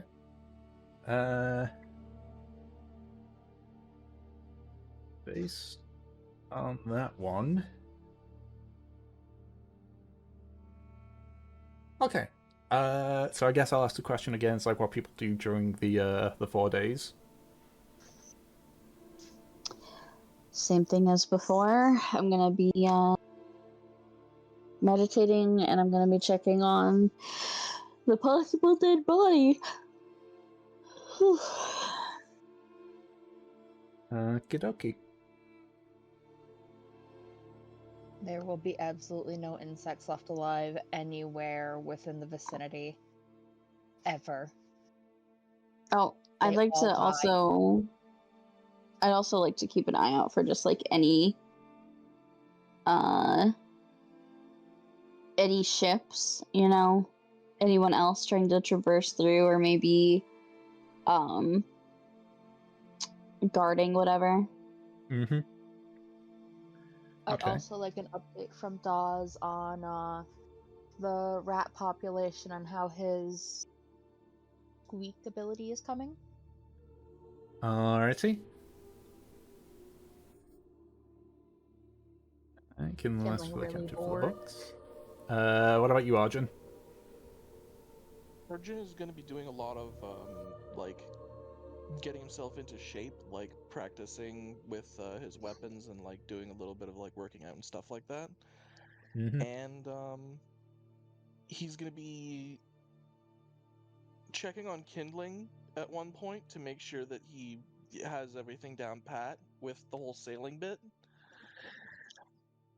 And somewhere near the end, he was probably, if he can get them to agree, he's going to spend a significant chunk of like one of the later days of these 4 days, just sleeping with our Havelock and Meth.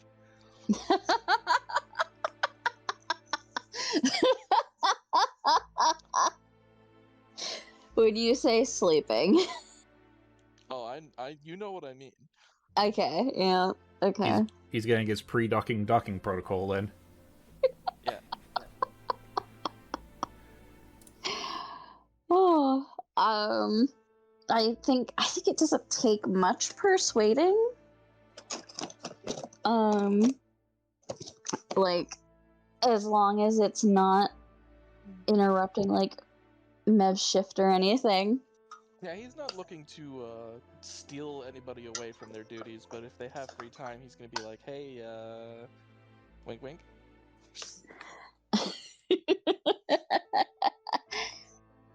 All right, sounds good. Freaking.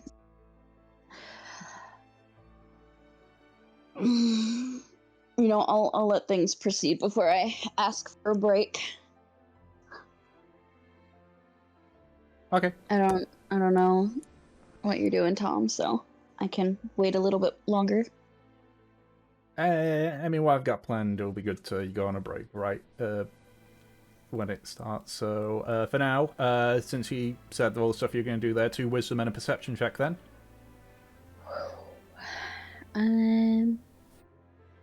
So 1, 2. Oh, all right.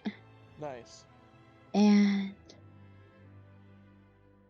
perception. It's a milestone. Okay. So with a natural 20, you're able to very easily now locate where the I guess for the sake of it, the orb is. The Orby. Yep. The moat, yeah. Yeah, you're able to. Yeah. So at this point, it almost starts to feel almost second nature to you. You do sort of have to maybe blindly grab around, but it only takes like a few seconds tops to find it. Mm-hmm. So with that, you sort of begin to focus more and more on letting go of the moat, which is a bit more difficult. But you already feel yourself sort of like making progress because at the very least you. Essentially, it's almost like you have to reach blindly around a bit, but eventually you are able to sort of like essentially get the moat off you. Mm-hmm. Basically, you're holding on to something sticky and trying to get it off your hand. Your attempt with blocking off Valkyr, you overfocus and start hearing all the whisperings again from everyone else. Okay, so I fucking at some point in this trip, Miv fucking has one of her episodes.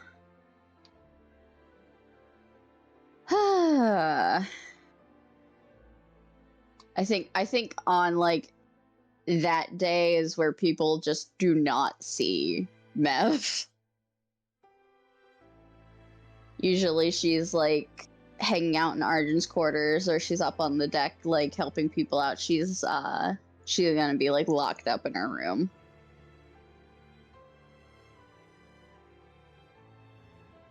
Okie dokie. So you want to do anything on that day? Fucking Flock barges in, kicks the door open. Honey, I'm home. Yeah. Fuck. Is that not something he would do? That's something I do.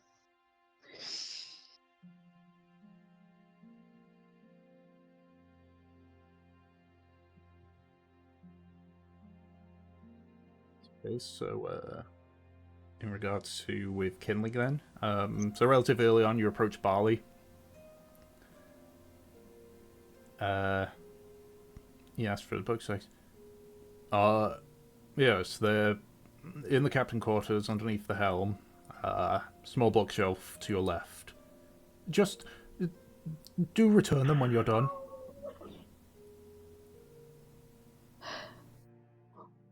Oh my god.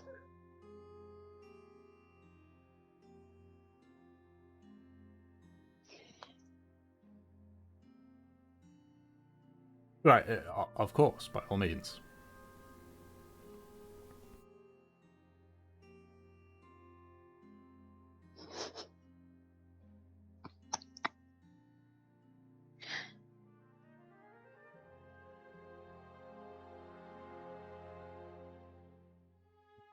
See. I'd say also as well, just thinking, because Mev, you were saying like, oh, checking it's not a dead body. Yeah. So I'd say this is before, like, you had one of the episodes and such. Mm-hmm. I'll just roll. Okay. So you go to see Aldarian. Mm-hmm. He looks tired, but he's sort of just sitting on a chair, just sort of like leaning back away from the rest areas. Captain, Mm-hmm. suppose you want to know how he's doing? That's right. Fever's broken. Great. Oh, he's on the mend.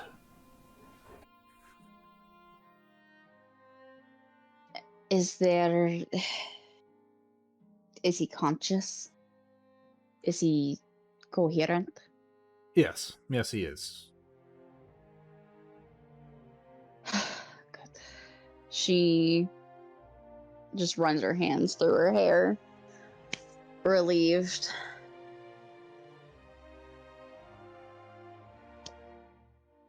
Has he said anything? He's been rather quiet. After, he did ask what had happened, I explained it to him, and he hasn't said much afterwards. Probably embarrassed. Probably thinks people are going to be yelling at him.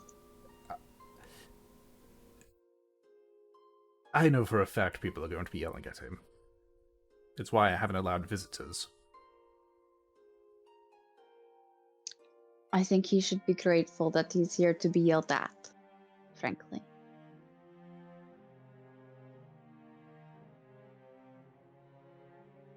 I'll keep you updated on his progress. She nods. Please do. Have you been informing Captain Bali? Yes, he has got very choice words he wants to say to him once he's able to leave his bed. Not surprised. Alright. Thank you for everything. This has been a mess. It has, but it's my job. She nods. She's going to go for now. Just fucking relieved that this guy isn't gonna fucking die. I think as well at this point, wouldn't Mev's wrist have healed? Yes, Mo's wrist should have healed by now. Okie dokie. You can now use your glaive again without any Return issues. to glaive. I'm so happy. Celebrate with some arm wrestling. Natural 1 versus natural 20. Mev's arms just fucking breaks. Mev can fucking two-hand again. It's been like a year. Okay, but you saying that, Brad, with like context of Arjun, just. She's good enough with one hand. Oh my god. Okay. I was more thinking now she doesn't have to worry about Havelock getting pouty in the corner when she's focusing on Arjun. She only Oh has one my hand. god. So before this gets out of control, I will just progress up to the bit where I was going to cause have a break happen. So, with a 10 perception. So, I should probably also, if that's the case, roll one for Sun. Okay. Actually, I need to just roll something. Mev, odds or evens? Evens. Okie dokie. So, you're asleep when this happens, Mev, alongside Havelock. Oh my god, it isn't me. But Arjun and Kindling would be awake during this. So, as you two are sort of just busying yourself on the ship, making sure everything's sorted. At this point as well, just give an indication of where you guys would be when this happens. 7, 2. You'd be around here.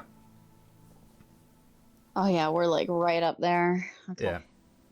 Yeah, with just for the record, the entrance would be around here. Yep. You hear Sun speak up. Captain? Or anyone, I guess?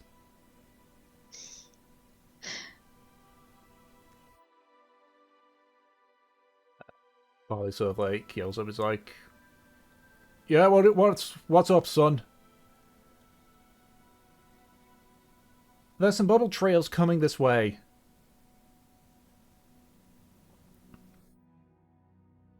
Polly just sort of like looks over, just sighs, looks to Arjun. Arjun, ready the crew. I'm not about to have us be waylaid right at the end of our adventure.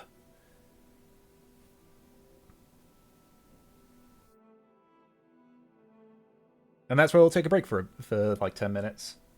Alright. Did she say bubble trails? Yes. So, something is emitting bubbles while making its way towards you. While underwater. Can't imagine what's here. Because we're like effectively in Moa now. Alrighty. So, if that is the case, so...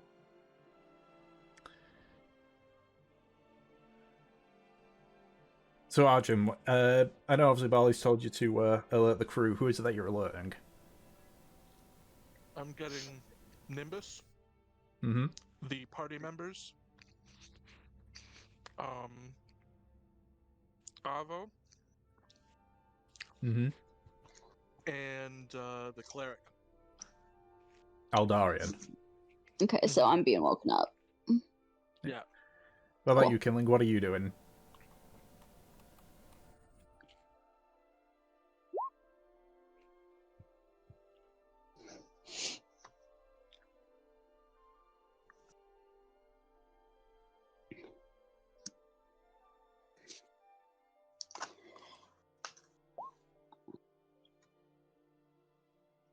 So we are where the orange circle is here.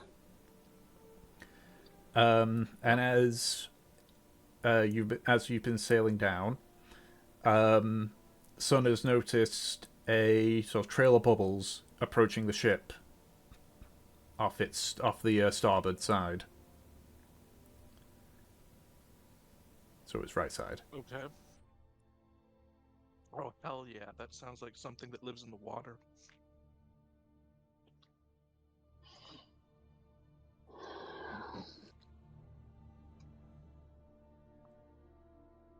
Did you hear that?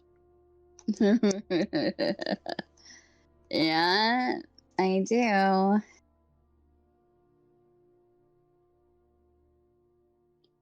Okie dokie.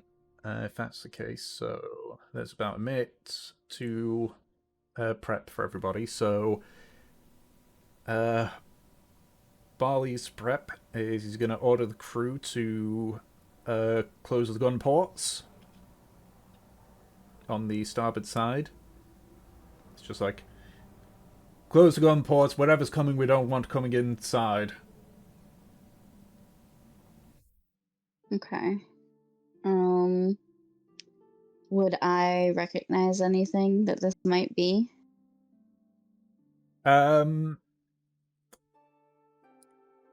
Just roll a straight d20 for me, and, add your proficiency modifier to it as well. Okay.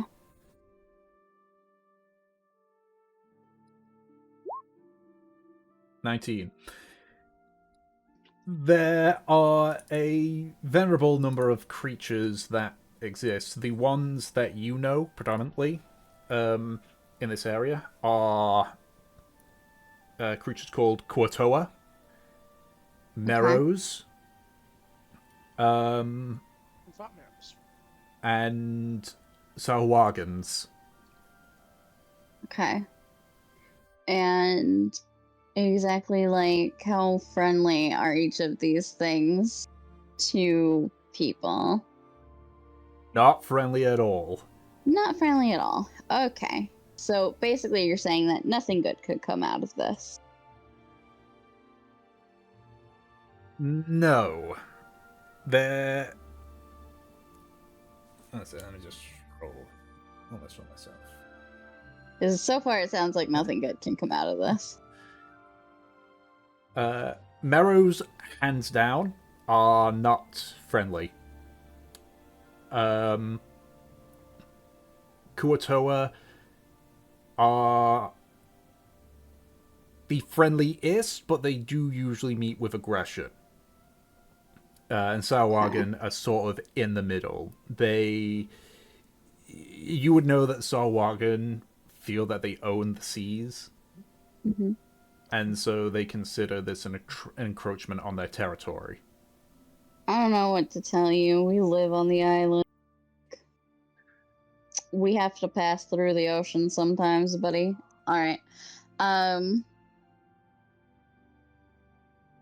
Then I will basically tell everyone that, like, probably not good. I would prep for a fight.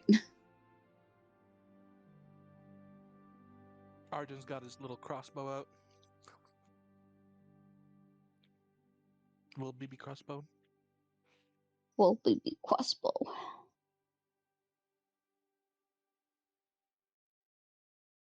Okay.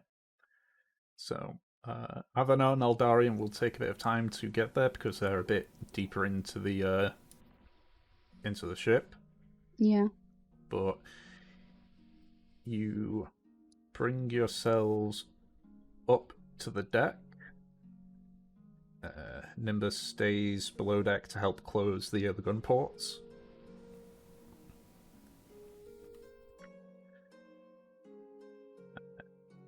At this point, you see the trails from...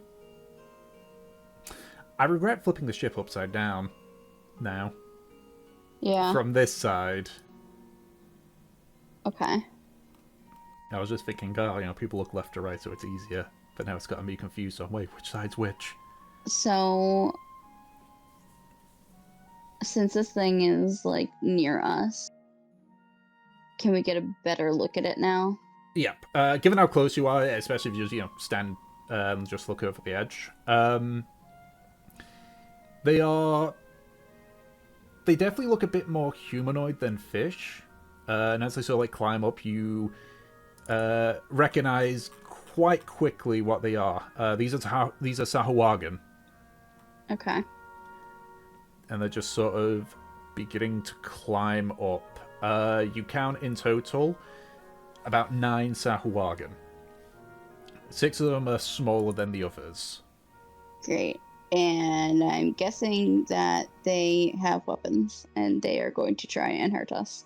Yes, all of them have Cool. weapons, mostly tridents. Do we get a free round since we were prepped for this? Yes, you do.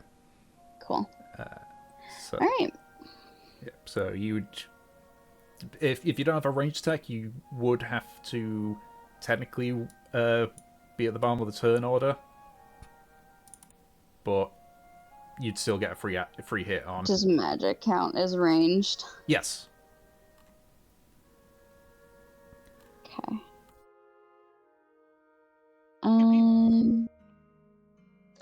Yeah, I'm just thinking about it. Let me just double check. So I'm pretty sure that Sahuagin don't. Do they have a ranged attack? They do, but you still get a free round because they're climbing. Sahwagons. Sahwagons. Sahwagons. Just so that I can keep track of their health, I'm going to just drag them onto the side here. Alright.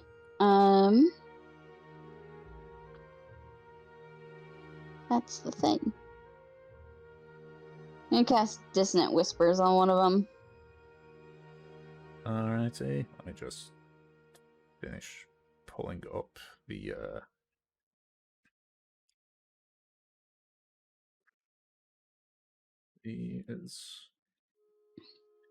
so the smaller ones are sort of at the front, and the two, especially the big guy at the back.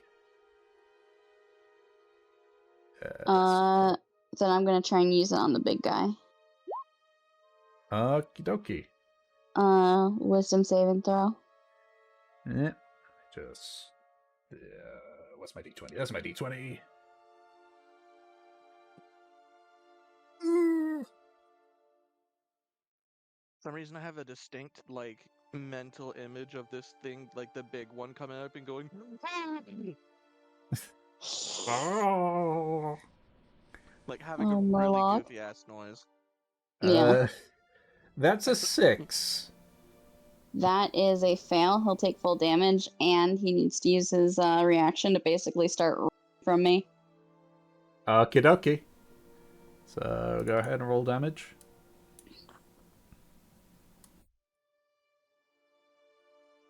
13 That's points some of fat damage. damn. Yeah. That's a good roll. Thank God. So 5, 10, 15, 20. He's a further 30 feet away. He just left all his friends here. Yeah. The smaller ones are still just like climbing up. You see the other two that were next to him just sort of like watch. Just watch as the big one goes. Before yeah, no, they'll continue climbing.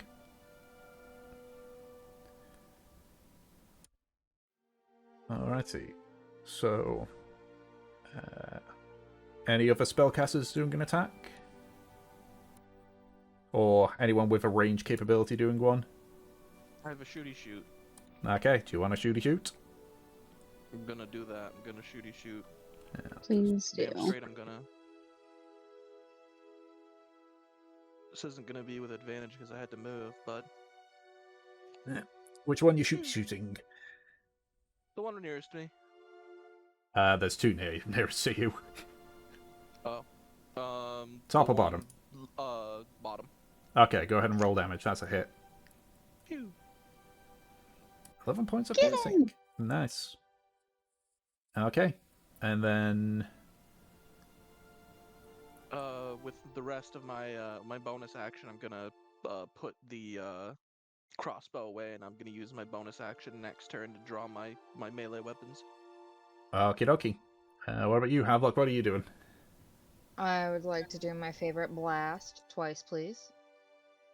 Okay. Let's figure out this guy and this guy. Alrighty. Go ahead and roll your 2 attacks. And we'll have each one be a left to right. Oh, both hit, so don't really need to worry about that. So that is... don't worry, the music will change in a second. Kindling prepping to attack. Gonna eat the fishman. Sure. You can hold an action. Alright. So, if that is the case... so that was your surprise turn. So, basically, collectively, they all climb over, except for the big guy. Though it would be... I mean, technically it's not initiative, but that's after... Because it's just his reaction on that turn, yeah? Yeah. Okay, so that means he's done that, so he's going to use his... Because he's used a reaction and all his movement, he's going to use his action to dash, to bring himself back over. He's still got to climb up, though. Cool.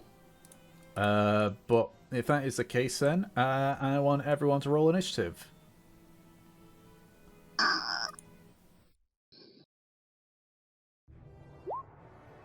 Nat initiative.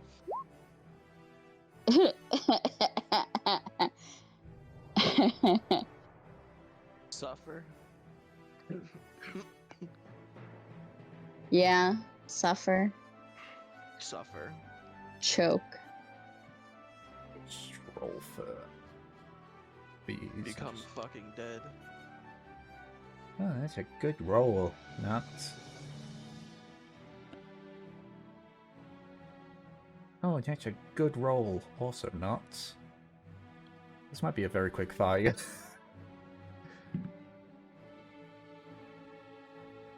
Oh, and of course, he rolls good. Let's see, 1, 2, 3, 4. And the rest of the crew will just... Sahagans get 2 turns, or are they just split into 2 teams? No, so there's 3 different kind of swagons. There's a priestess, the regulars, and the baron. How the fuck do I tell the difference? That's the best part. There's no actual art for the priestess. You know what? One sec. I can probably just give, like, one of the... I can probably just give the swagons a bit of a tint on it. There we go. Yeah, there you go. Oh, wait, that's regular Josh swagon. looks like an anime girl. Yeah, that's it. Just... Have I got one overlapping? No, I don't. It's just the bars are confusing me. So I'll just put a tint on those. I will not do better.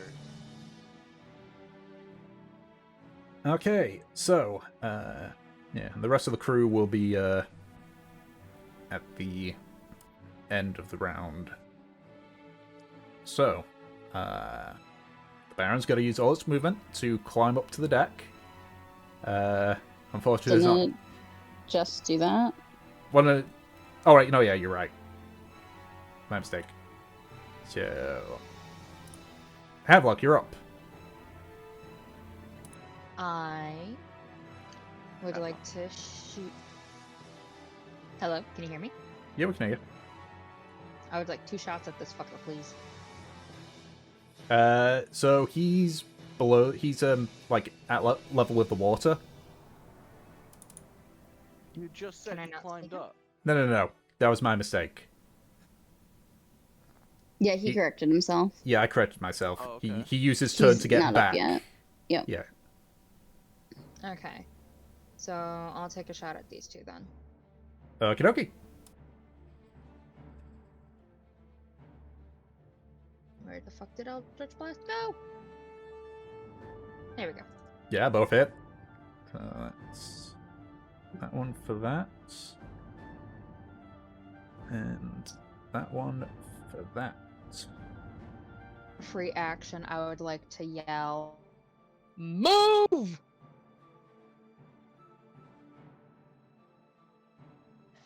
Okay. That is directed at you, Mev and Arjun. Get the fuck out of the 10-foot zone. For the record, Sun's up in the crow's nest, so she's not within range of any attacks. Yeah, she's safe. She's good. Alrighty. Killing, you're up.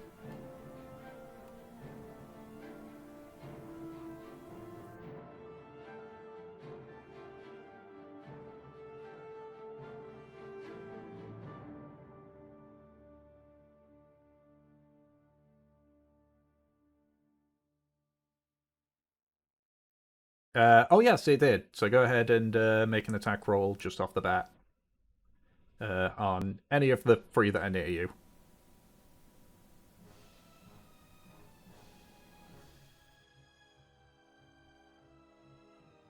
Like, this one, did you say?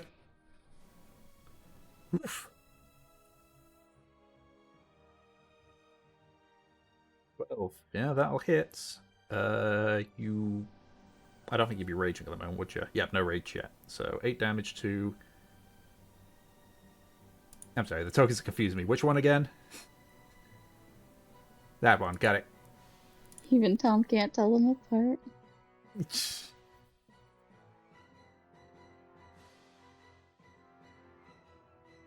Alrighty.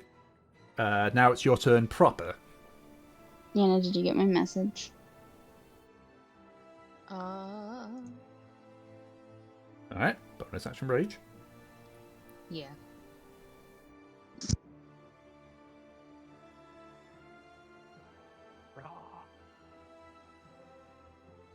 It's a bit late.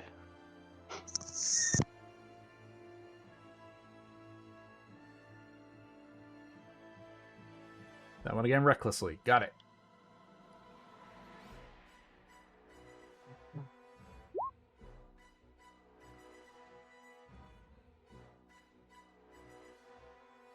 Yep, that hits. That is 9 damage. It's looking pretty rough already.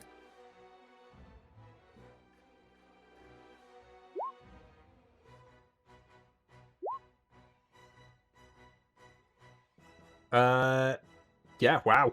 You bludgeon this thing to death.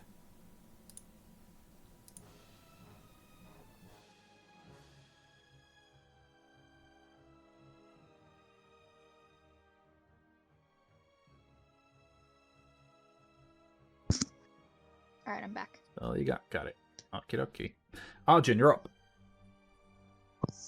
Arjun is gonna do a maneuver.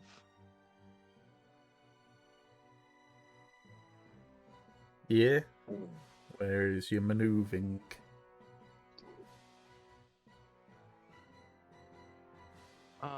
He is going to steady aim. He's gonna use his rapier on the bottom one. Yep. That's a crit. I'm 99% certain that's gonna just kill outright.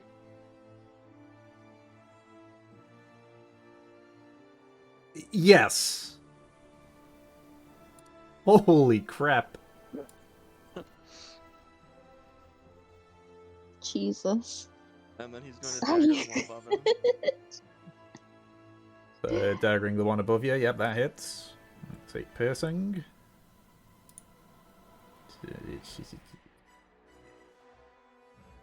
Arjun's just like, you want some of this? See, I had higher hopes until I saw all the rolls for the initiative. Only the Baron rolled good, but he got driven away temporarily. Yeah. Okie dokie. Is that your turn?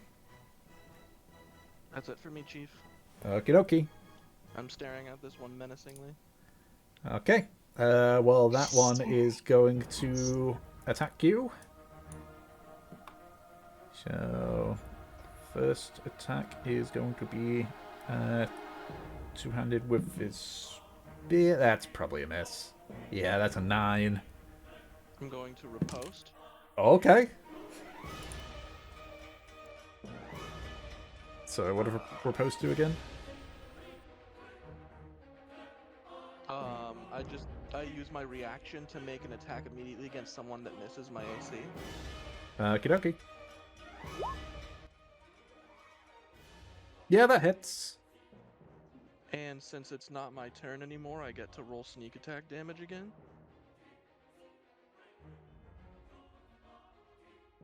I don't... Is that how it works? Hold on. I thought that Depends on if it regenerates after he ends his turn or at the start of his turn. That's why I was like, hang on a second, let me just see.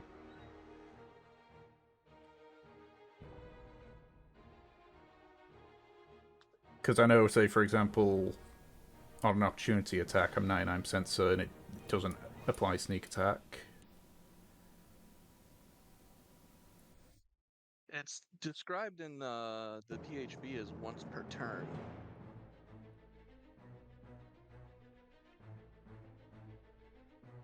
Not once per round. Yeah, but a reaction isn't necessarily a part of a turn.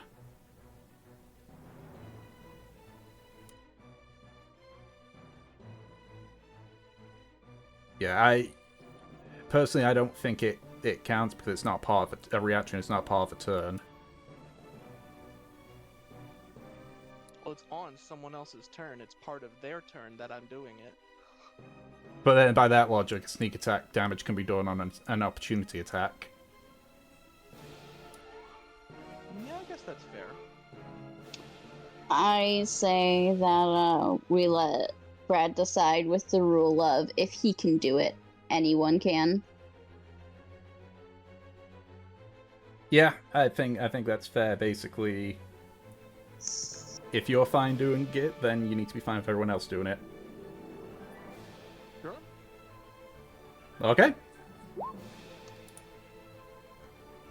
It is set in stone. The enemies can now do sneak attack damage on us.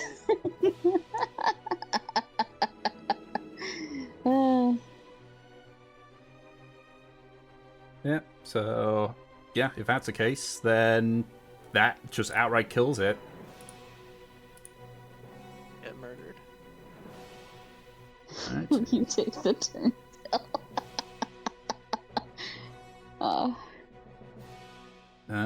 Okay then, so... Tough choices. This one's going to run down here and attack Kindling.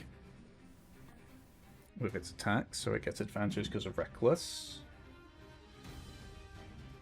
That is a dirty 20 to hit.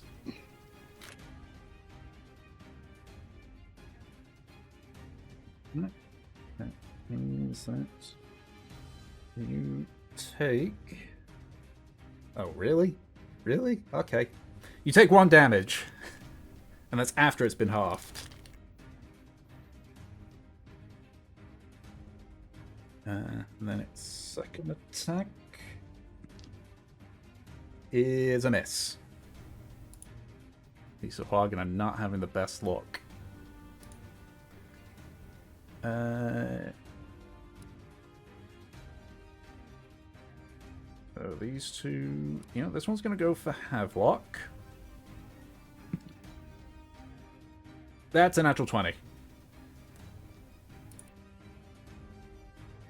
So... Ouch. You take 7 points of piercing damage. And then its second attack is... That's a miss.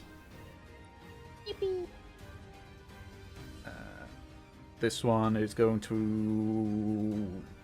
I'm just going to roll to see the attacks. Okay. Kindling it is. Go, Kindling, go. That's a miss.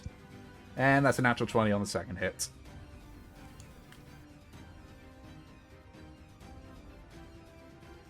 So that means that you take...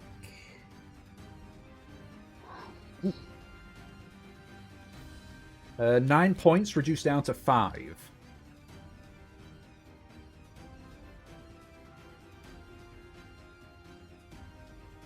Oh, I think... Is that all? Yeah, that's all the regular swagging. It's now the priestess' turn.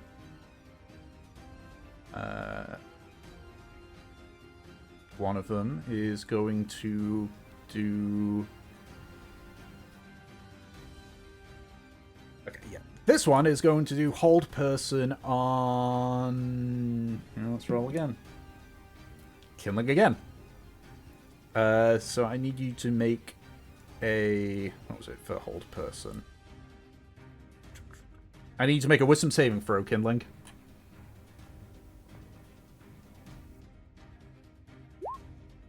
5. Nope. You are paralyzed.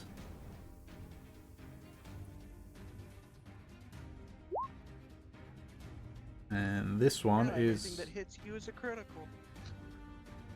Yeah. And this one is... You know what he's going to do? They're going to do spiritual weapon. Oh, okay. Buddy. I don't have the icon that I want for this, but it's fine. I'll just... where would he put it?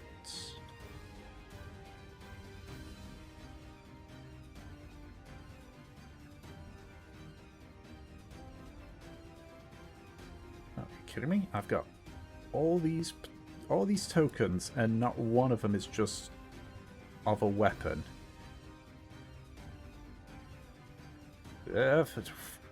Fuck it. Just use this for now. He's going to place it next to you, Arjun. Well, she's going to anyway. And is going to... Yeah, it's going to use the spiritual weapon, because I think it's on... With spiritual weapon, you can use it on the cast. Yep. Yep. That's how that works. Spiritual weapon's busted. Yeah. So that's a dirty 20. I'm a spiritual weapon. I say wistfully. Thinking of better times.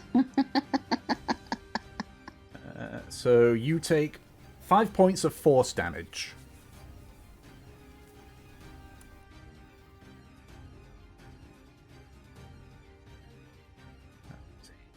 And that's the priestess' turn. Mev, you're up. Alright, I'm gonna try and hit this guy again with some dissonant whispers. Okay. Please make a wisdom save. What Okay. did the spiritual weapon do again? It did 5 force damage. Okay, thank you. Wisdom save. That is a 23. 23, alright. You won't run, but he'll take half damage on this. Okay. 6. I think that's literally the same that you dealt previously. Yep, it is. That's funny. Okay. Let's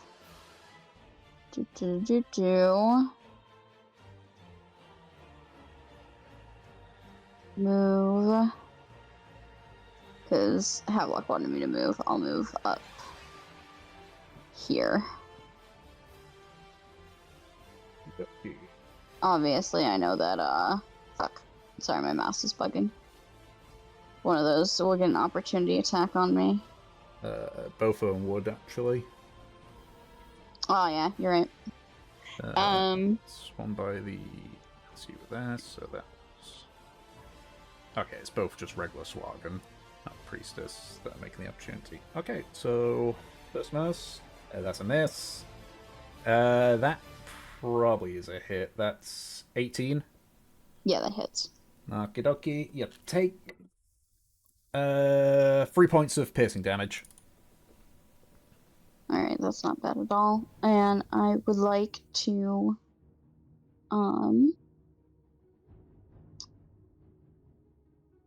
pop Valkyr, let's say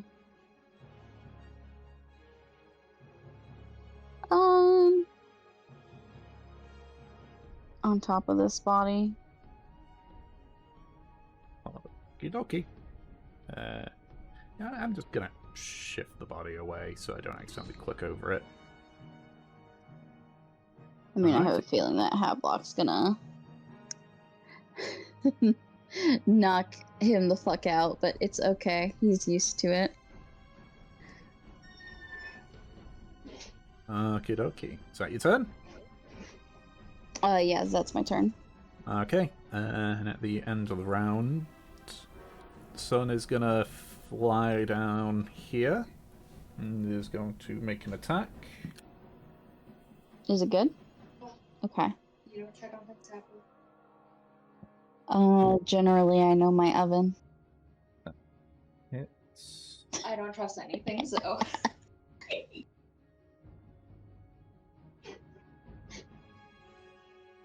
Barley is going to make his way down here. Yeah, actually. But he's going to hold an action in case anyone approaches. The others are still making their way up. Okay, so. Top of the round, the Baron is going to climb up. That's... You know, he's going to take the dash action. So that he can also barge through these two. To place himself slap bang there, but that's his action, so he can't do anything else. Havelock, you're up. Slap bang there. Hello, big boy. Welcome to the danger zone. I would like to. Welcome to the danger zone. I would like to Thunderwave, please. Okie dokie. So that's... Where the fuck did Thunderwave go? I'm just double checking it. I was gonna say, because isn't it like that big?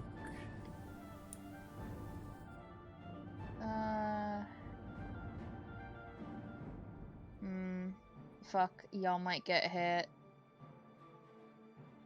How are we looking, everybody? I'm great. I'm fine. It may, however, fling us.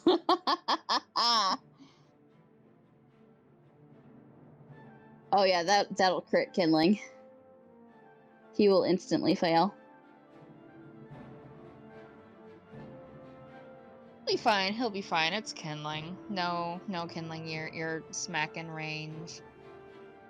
You're fine. So I'm going to assume everybody, with the exception of Mev, Barley, and the one swag next to Mev, have to make... Literally, this is the cutoff line. Okay. So they have to make, what is it, a dex save? This is gonna be level 2, because I'm that. Oh, Constitution save. Okay. And failing, you get knocked back. I know that much. The Baron makes it.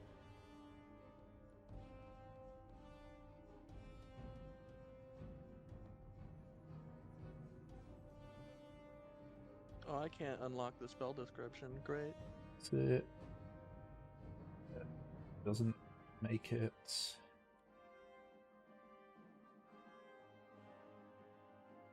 Yeah, 15-foot cube. Whack. Okay. Con save.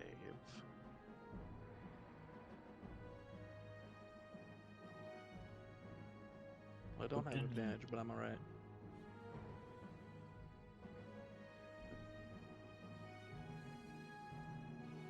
Okay, so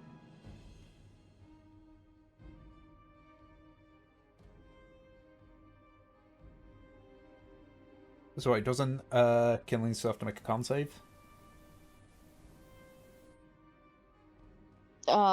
Killing instantly fails if he's paralyzed. Oh right, yeah. I completely forgot he's paralyzed. Range at 17. Yep, so okay. So the people that failed it were this priestess and Sun.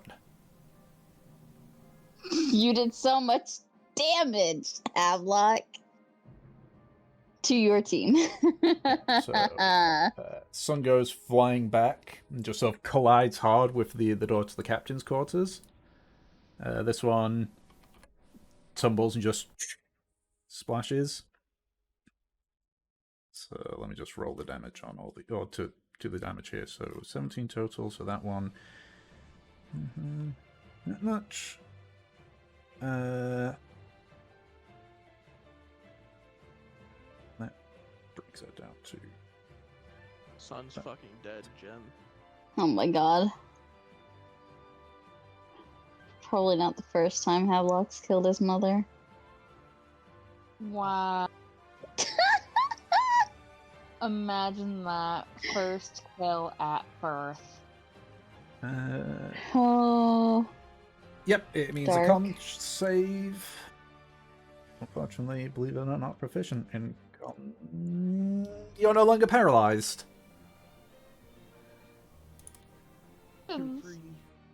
Does he get flung back? Does he do kindling bludgeoning damage? Yeah, he goes flying. Yeah. Technically go flying back into Mev and the Swagan. Great. Do I take damage from that? Theoretically, yeah. So let me just see. So first, Swagan takes 1 point, knocked prone. You take 2 points, knocked prone. Great. Ugh. Havelock's friendly fire. Sorry. Tried to hit as many as I could at once. I told you to move. You also I did hit our. move. You also hit our watch.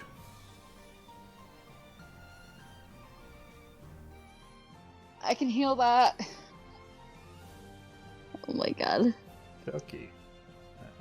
Havelock realizing what a hot mess he And is. Valkyr disappears too. Yep. Blip. Yeah, so Valkyr just appears like, oh. Just sits there. I'm Happens ready all for the time. In the midst of it, all you hear Valkyr just say, "You did that on purpose." Oh, what's the fucking little clip? The guy going like, whoop, and then he disappears. Okie dokie. So is that your turn? Action cuff Havelock upside the head. I believe so. I don't think there's anything I can do as a bonus action. Okie dokie. Kindling, you're up, and you can move. You are prone, though.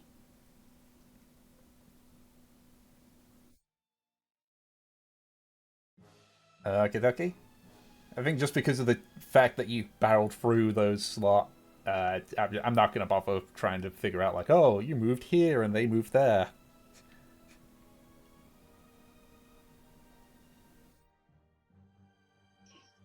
I'm treating it like a game of dominoes, basically.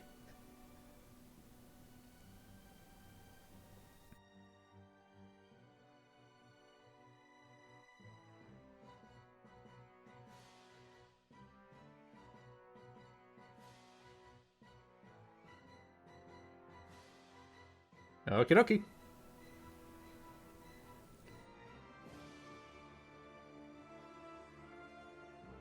That's a miss.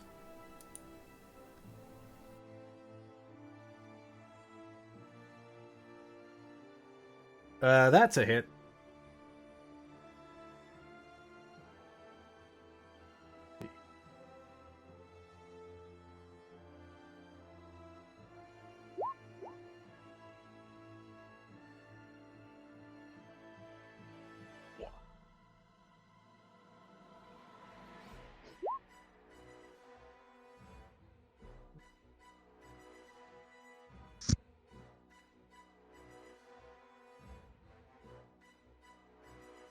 Okie dokie. Arjun, you're up.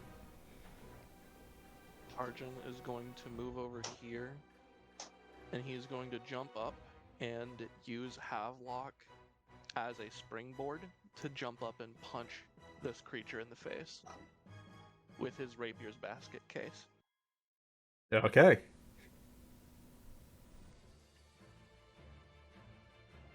So con save. DC 16 con save. A big yeah, it's a fail. He's stunned. Now it is advantage dagger time. Yeah, that'll hit. 7 plus 12, 19 total. Okay.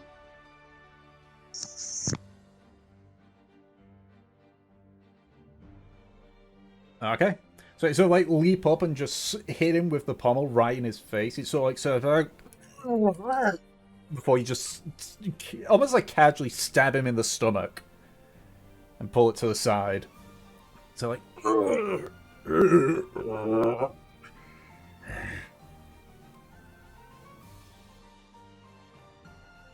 is that your turn? That is it for me, Chief. Okie dokie. It is what remains of the Suhagan. So this one's going to use half its movement. It's going to use its action to disengage. And 15. She uses action, so I can't do anything there. This one is going to attack you again, Kinling.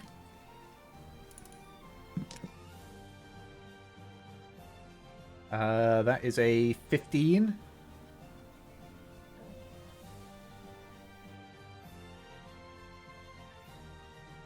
So let's roll for the second one. Okay, yeah. So both the attacks hit. So for the first one, you take 5 points, reduced down to 3. Oh no, 2, sorry. And the bite attack, you take 5, reduced down to 2 again.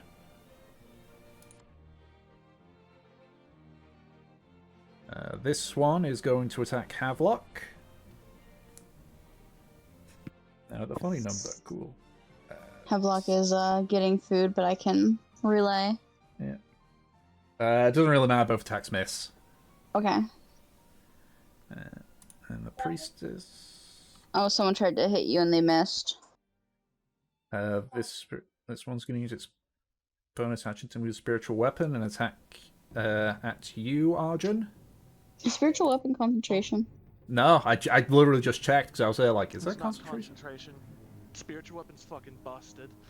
Yeah, That's so weird if it's a continuous spell. yeah, Yeah, it's That's one weird. of it's considered one of the best spells in the game because of that, because it's just bonus action type shit, and it's Yeah. got no concentration on it. that's a dirty 20 on the spiritual weapon. That hits. Good dokie. That's probably how I was able to get away with smite and spiritual weapon at the same time. Yep. So that is 6 points of force damage. Right.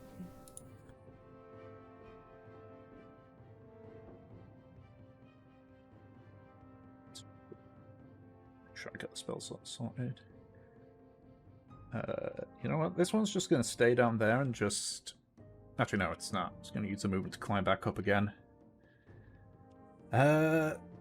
For its action... How many is it here? 1, 2, 3... Yeah, it's going to use Mass Healing Word. So... D4...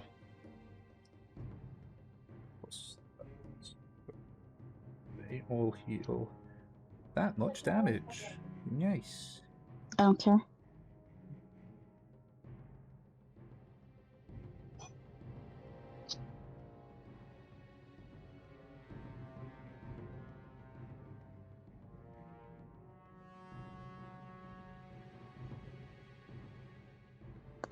And then for the second priestess, is gonna cast Guiding Bolt on Mev. Alright, lady. Fuck, I'm prone. Which means it's disadvantage because it's a range attack.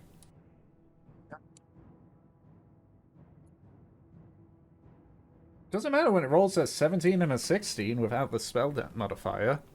On both those hits, so. Well, no, it was with disadvantage, so it would have been 16 on the lower roll, but it still hits, so... Well, yeah, that's what I said.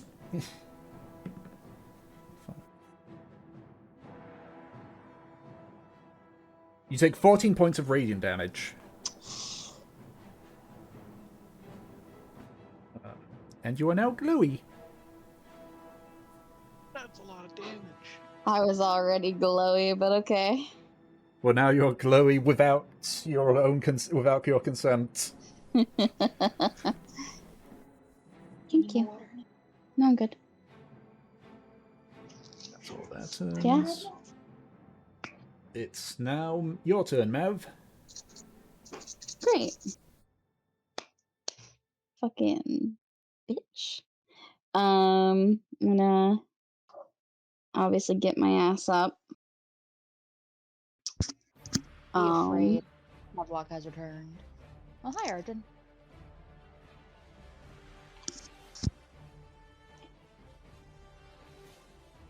Pop Valkyrie back over here. Okie Come over here. And gonna do 2 hits on this one. Unleash Incarnation. 2 hits on this one. okie dokie. 1, 2. 1, The 2. glaive returns. Oh, jeez. Okay. Oh, jeez. So the first 2 attacks were on this one, yeah? Mhm. Yeah, that one's dead. And the other 2 attacks were on this one? Yep. Yeah, dead.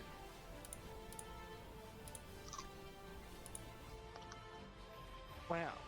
And what about that nat 20? Where's that gone to?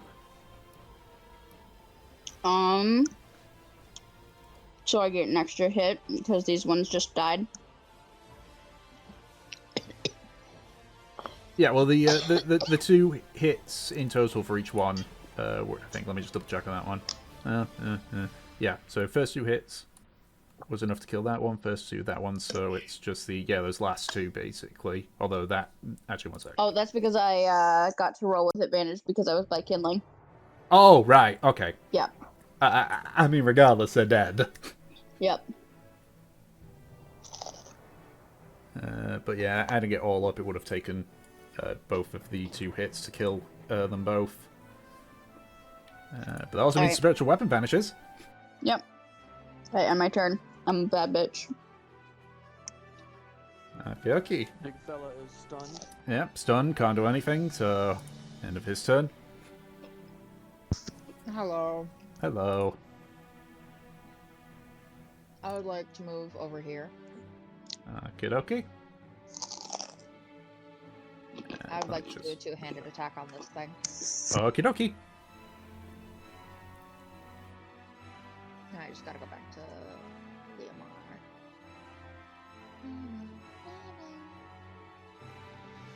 Meanwhile, Sun is just nursing a fucking spike of wood through her stomach. Yeah, that'll kill that one. Yippee! Just I'd about, like to move anyway. Forward and end my turn. Okie dokie. I'll just throw the corpse off to the side there so I don't have to worry about overlapping. We'll put Okie them up later. dokie. Killing, you're up.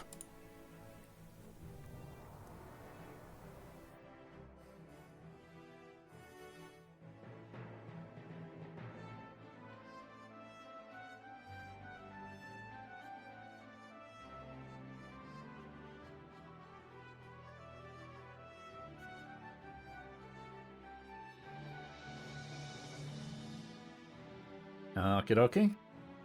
The Swaggin does get an attack of opportunity.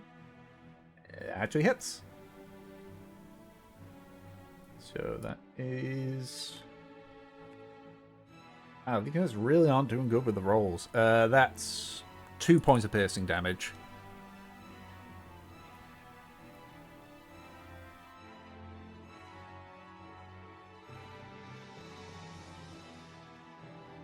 That's post-halving.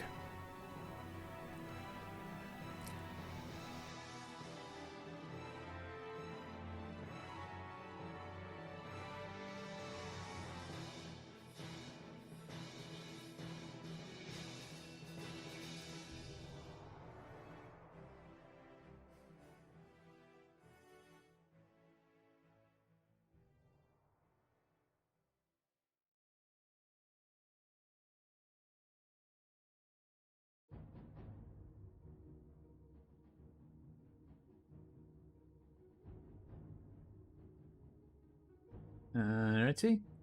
So, which one were you hitting again? Okay, the little one. Yeah, that just hits.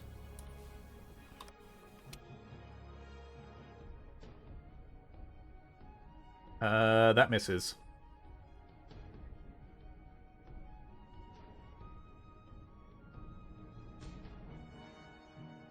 Sure, since you're doing it one-handed.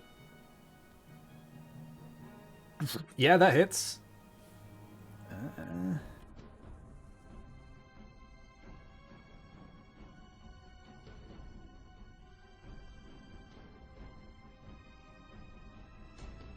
Yep.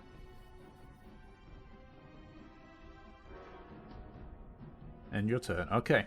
Arjun, you're up.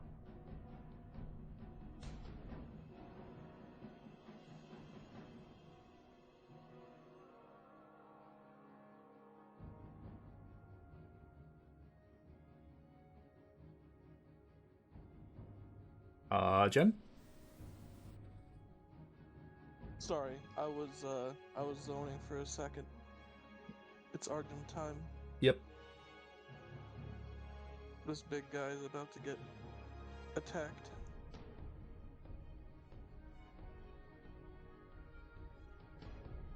That's not supposed to be with advantage. I mean, it hits regardless. Actually, it is supposed to be with advantage. I have, fucking... Steady aim. Yeah, steady aim, thank you. Yeah. Oh!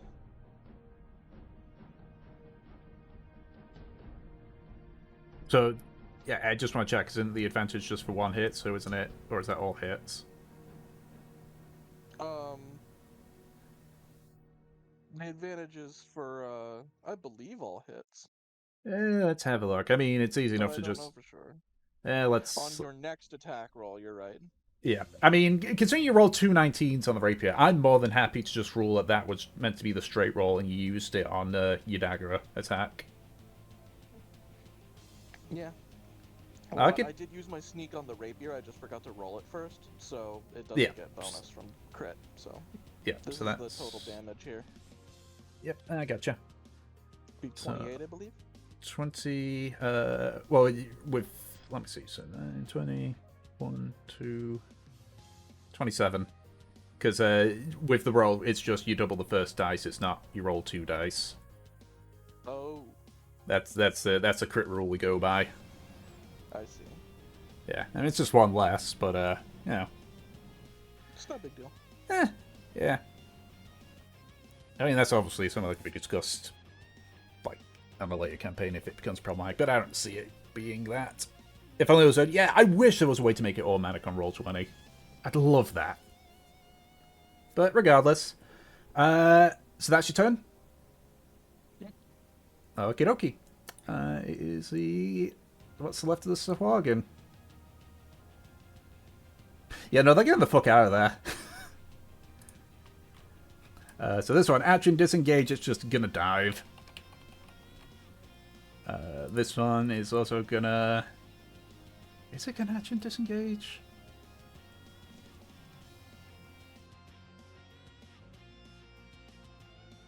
Yes, it is. What is the very important question, Kingling? Or is it just...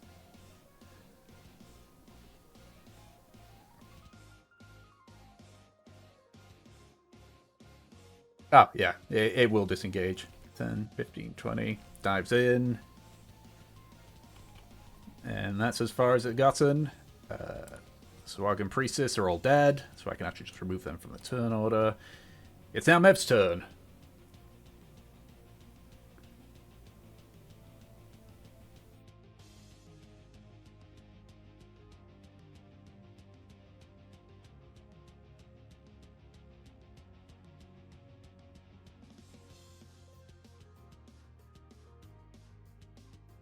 She might be. She's grabbing food. Give her 1 second. Yep, that's fine. I'm back. Okay, back. What It's I your miss? turn. The two of the turn? Sahuagin bolted. You just got the big guy left, Pussies. All right. and he's looking real rough. Fuck him up with your glaive! Fucking. I don't even have to move. I've got reach, bitch. All right. Do I get advantage with Valkyr flanking, or would I need to be closer? It's if something's within 5 feet for flanking. I remember it specifically. Not says just that. I can hit it. Okay. Yeah. So. I don't care enough then. So, no, I get advantage because I'm in 5 feet of kindling. 5 feet of kindling, yeah. Sweet. So let's do most 2 attacks. You have encountered me. Okay. How do you want to do this? Sweet, fantastic. I'd like to gut it at both ends with me and Valkyr. Okay. Okie dokie. Being able to hold your glaive again, you feel like essentially it's almost like old muscles waking up after all this time. You're able to swirl the glaive around Go ahead. before both you and Valkyr simultaneously stab your glaives through the respective sides. The rest of you see like the ends of the glaive like perfectly match before you twist the glaive, basically cutting it on its front and sides. It's got to like spill out, and the creature's like and falls forward, just crashes down on the deck. Fuck yeah! Feels great to be fucking back.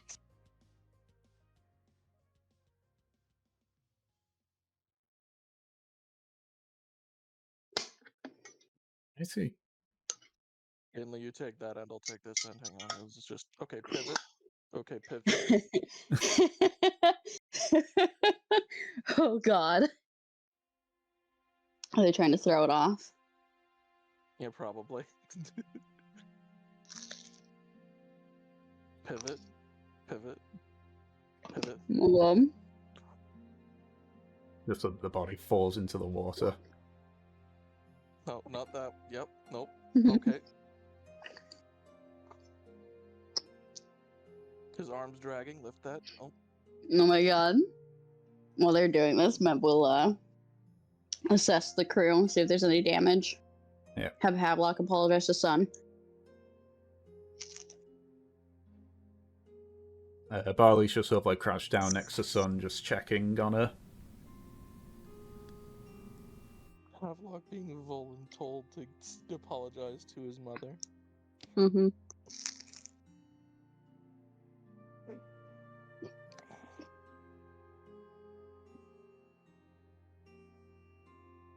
So I assume Havelock does approach Sun.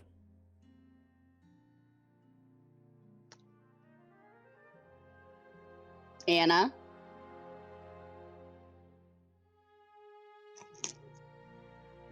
I think her mic isn't picking up. What? Oh, she's in the bathroom. Oh. I did turn off my fucking headphone for a second. I will, we shall put a hold on Havelock's thing then, for now. Yeah, so in the meantime... pivot. So, you eventually roll the Swagon's body up over the edge, and it lands in a splash. So check on the rest of the crew. Everyone's fine.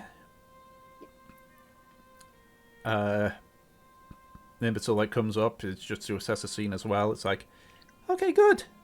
Didn't want them going through the gun pods. Good idea. Very good idea. Mm-hmm. Nice work, Polly. No damage to the ship?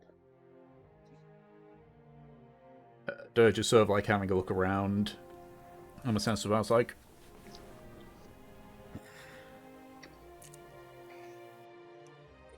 This is what I call annoyance damage. So, like, just so, like, stomps on a part of the top decking, you can see, like, some of the wood just sticks up. Yep. Scuffs. Alright. Won't cause a problem to the integrity of the vessel, because it was topside, but it's just annoying.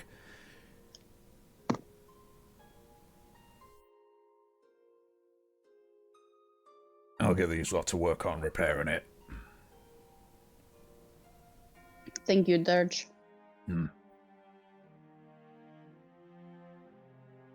Why, we've brought the supplies.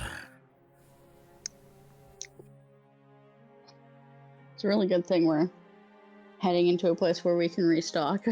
Mm-hmm. Guys, look where our circle is. Mm-hmm.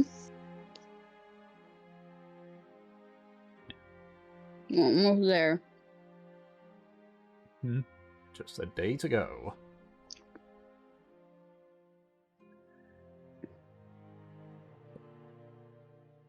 While Havelock is looking after Sun, I'll just retrospectively talk of that stuff when Anna's back.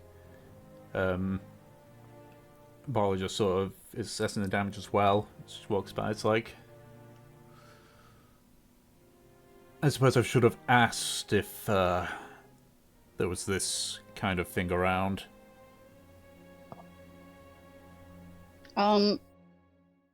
Because of the amount of ships that come through, especially like, you know, pirate ships that are going to be aggressive to anyone like trying to get on board, is it common for these kinds of people, like Sahagins and stuff, to try and board ships in the first place?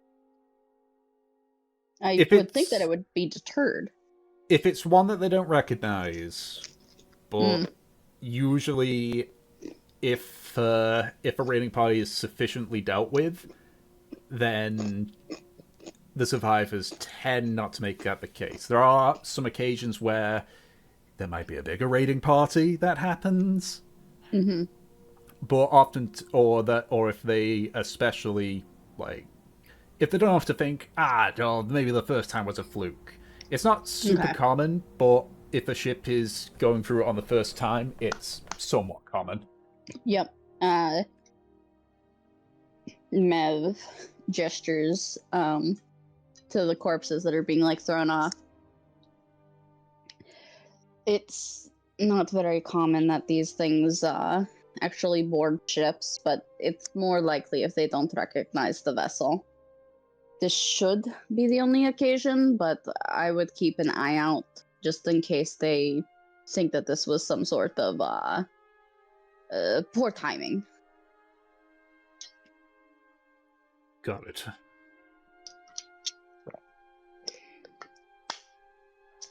Otherwise, shouldn't happen again. Good to know. Wish I hadn't gone underwater. Could have maybe fired a volley at them. But I feel they probably knew that'd be the case.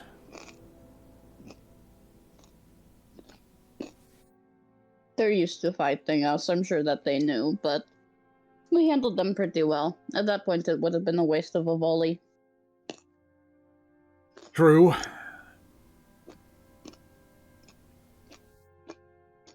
So, like, looks over at the island itself. If anyone was watching, they probably know we're coming at the very least now.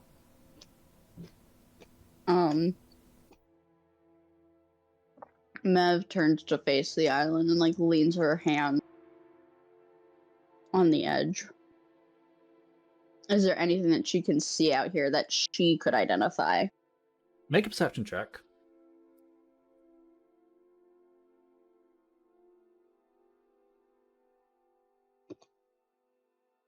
Man, I'm getting, like, completely middling. If there are any, they're too camouflaged for you to see.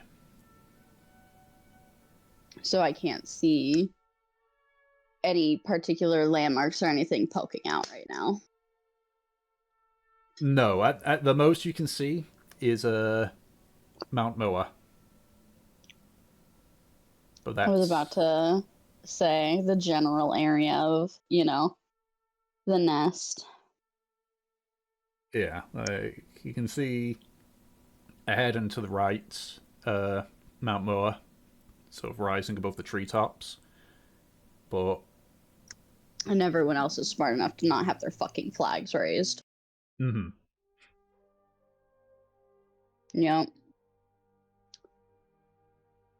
Mev just takes a deep breath.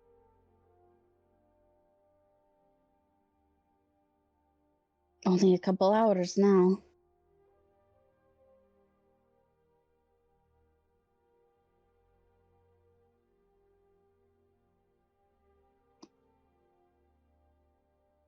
Aye.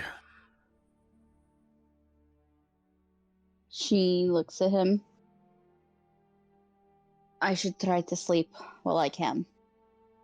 I intend to stay up a little longer once we get closer. So, like, pulls out the little map he's got there. Sort of runs his finger around.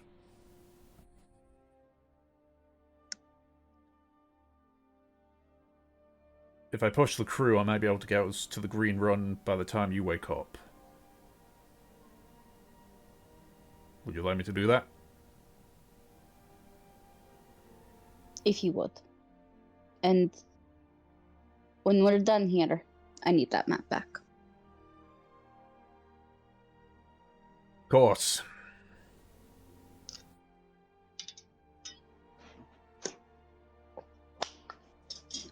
Yep.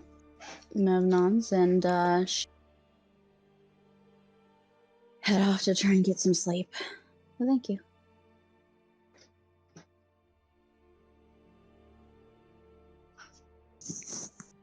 Yeah, okay. Dawn of the final day. Less than 24 hours remaining. Arjun's gonna hang out with Bali for the rest of the trip. Just as a kind of like casual goodbye to the fact that they're going to be apart from now on, since he's going with the party. I'm back. Told him that he wasn't gonna Welcome back. split. So, Havelock, are you going to see how Sun's doing? Yeah, was she already healed? So, just to rewind a bit from all the other conversation that happened, where Barley's just sort of checking on Sun. So, your approach, she sort of like this, she's like, she's alive, but that blast knocked her out cold. Ooh. I'm gonna hit her with a lovely 20 lay on hands. Okay, dokie. And using my last spell slot for the day until nap time. A level 2 cure wound. Okie dokie. You sort of see the like the various cuts and scrapes from being flinged over heal up. Checking the back of her head, you can see that there is some dried blood at this point. You just sort of feel around, you can't feel a cut, you assume the healing was enough for it. She is still out cold though. Fine, It's fine. it'll be okay. I'm gonna take her back to her room. I'm gonna take over her job for today. I'll keep watch. Havelock slaps her and he's like, "Wake up! I need to apologize." He just scribbles on her fucking arm in Sharpie, "I'm sorry, Havelock." Oh, God.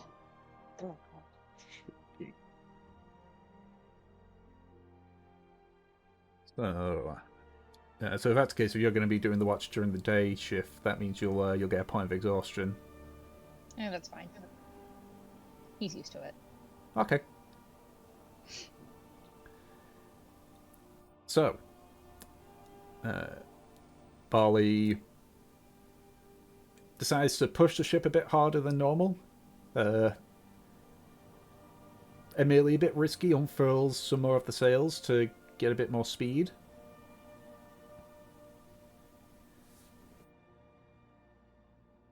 He rolled a natural 20, so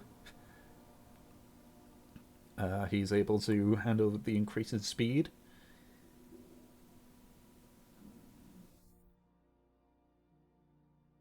About an hour before...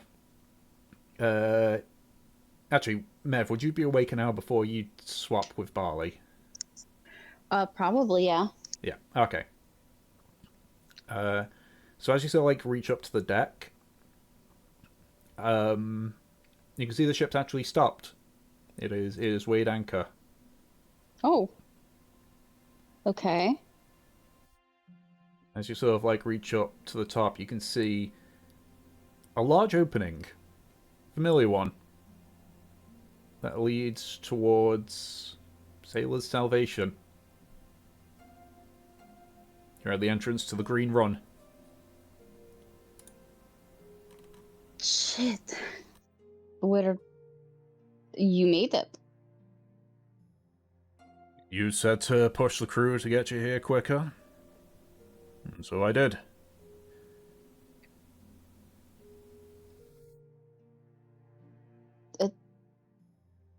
Thank you. You did good.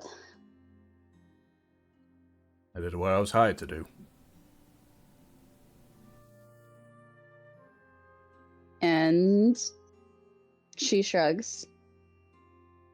You did that job fucking well. She looks around.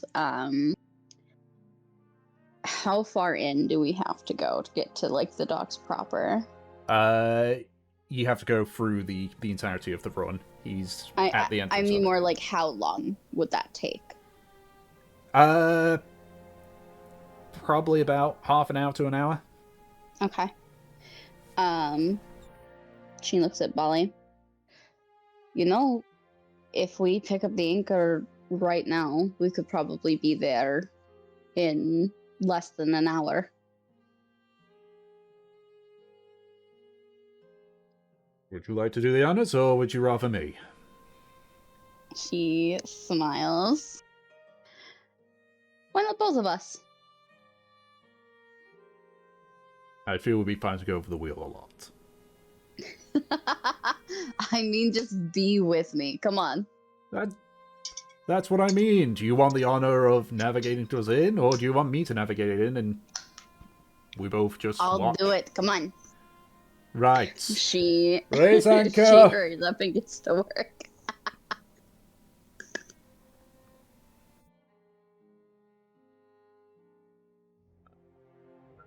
Get yourself into position. Handful of the sails are unfurled, the anchor's raised up. Then you begin to slowly make your way in.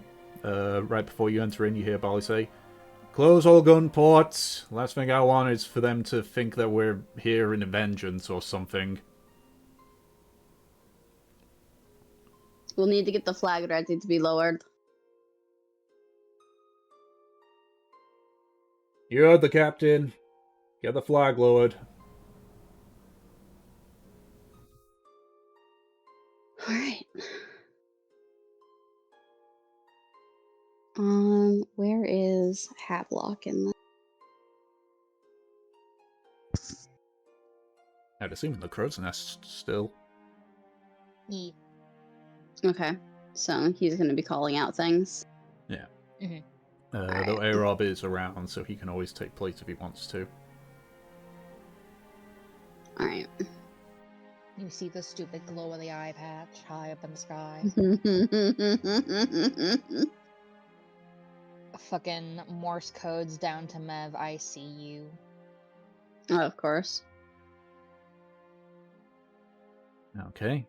So, you begin the careful journey up the Green Run. Havla, make a perception check for me. Since you're you being the navigator. 16. Don't I get my point of exhaustion? Disadvantage on... Oh, right, yeah, check? you're right. 12. Okay. I mean, if you want to just go with 16, I won't stop you. I'm just saying. Yep. Nope, you corrected me on my mistake, and therefore we run with it. So, you begin this slow journey up the Green Run.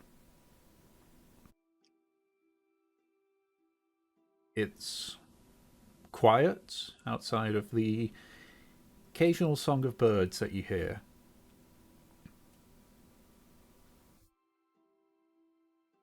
Thankfully, even though it doesn't look like it, you know that the Green Run is typically well maintained to allow ships to come to and from. There's the odd occasion where you very lightly run across a sandbank, but again, with how well maintained it is, you don't stick.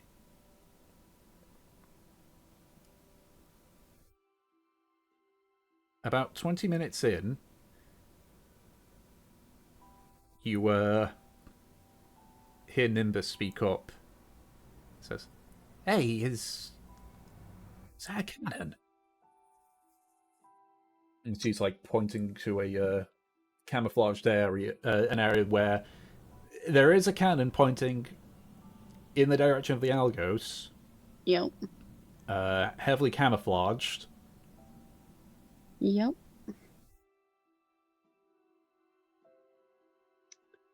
I wasn't imagining. Mev looks over to it. Yep, that's a cannon.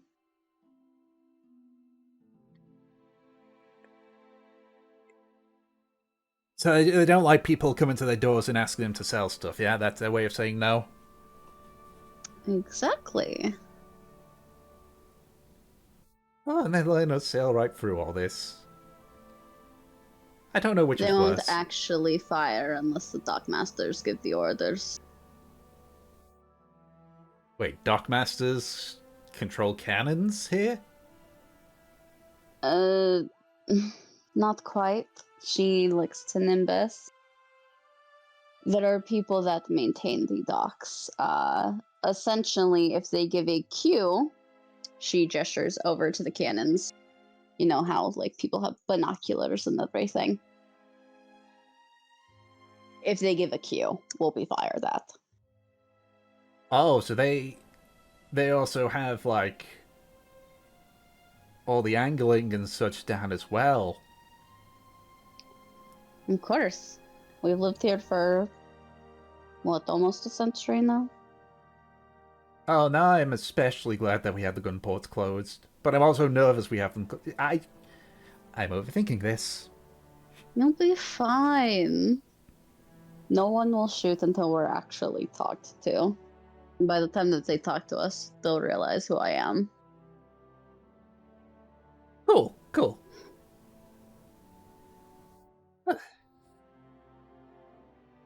They won't be mad if I spot more of them, right? Spotting is different from reciprocating. Look all you want. Okay. Alright. He just sort of like leans over a bit, and it's just like, you can see his eyes are squinting as he's looking around. Eventually, How many cannons can you spot? you turn a little bit to the left, and as you come round the bend, you see a series of docks. Yep. The docks are for everyone else. You can see they're sort of a little bit on an area of the river that appears to have almost been like dug out slightly. There is not many buildings around on this bit. You can see the like essentially just one large 2-floor building, and just the rest of the docks. There's about 5 of them in total. 2 of them are occupied currently. For Mev and Havelock. The first one you see is a ship called the Wayfarer. It's not one you know of. We're not, like, familiar with it. You're not familiar with it. The other one, however, is quite familiar to at least you, Mev. You've told Havelock of this one, though. It is a clipper ship with all of its sails currently gone. Is it an extreme clipper? It's an extreme clipper. Yeah, alright, hot boy. You recognize the ship as the Stabbed Rat. Yep.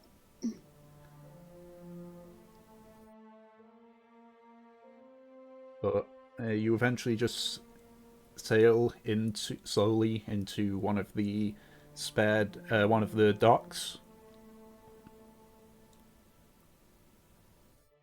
As you do, you can see several individuals come out of the house.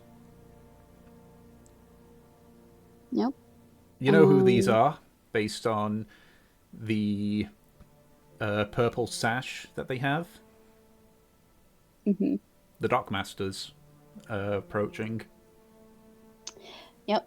Mev will get on her armband with the nymphs and head up to meet them. Obviously, she will not get off of the ship because you're not supposed to do that. But she'll also call for Havelock. Havelock, come down. Okay, give me a second. He's gonna climb.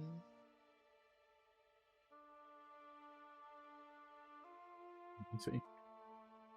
You climb down to meet the rest of the crew, barring Liceman, is present. Yep. You order the lowering of the gangplank, and no sooner have you settled it, do the dockmasters all walk up. Yep. For the rest of you, you can see it's a group of maybe about 6 or 7 individuals. Various races and all that. The one thing you know is that all of them have got a deep purple sash that goes from their right shoulder to their left hip. The larger of them, a female orc, walks forward and it's just like, "All right, which one of you is the captain?" Mevalaire stands up front. That would be me, and she gestures to Bali. But I would prefer if I was spoken to. You will both be spoken to. Well, you're grumpy today. She smiles.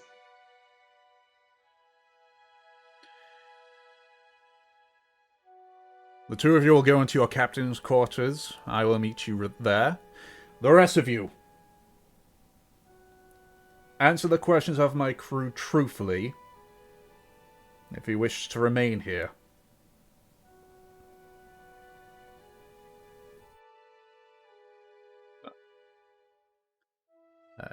You and Barley are separated from the rest of the crew, and essentially frog march to the captain's quarters with this female orc. Must we do this? No response. Just closes the door.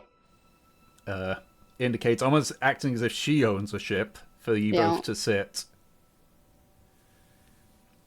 Okay, fine. I get it. Have to deal with politics, bureaucracy. Mev sits down in the chair. The Barley also sits next to you. Keep himself a bit more closed and scrunched up. He's clearly intimidated. Yeah, Mev looks completely relaxed. She's got, like, her legs crossed, leaned back with a big smile on her face. Yeah, the orc sort of like sits down, just rests her feet on the table, arms crossed, just looking at the two of you. You, Dragonborn. Yes? Who are you?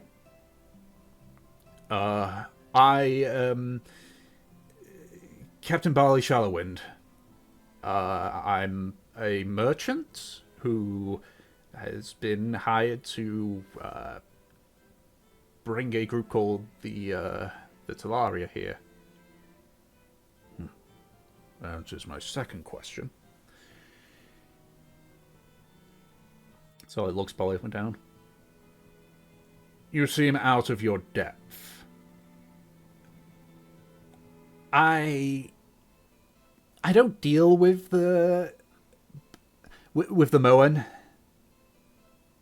I'm sure you can understand that in my line of work, the Moan have a bit of a bad rap.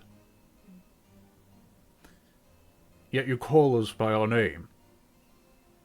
Yeah, it's respectful.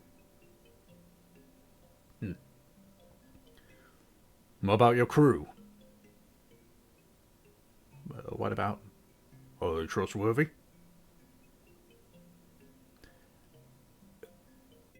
Yes, though we've had a problem with one crew member not keeping up with hygiene, and I do not care about that.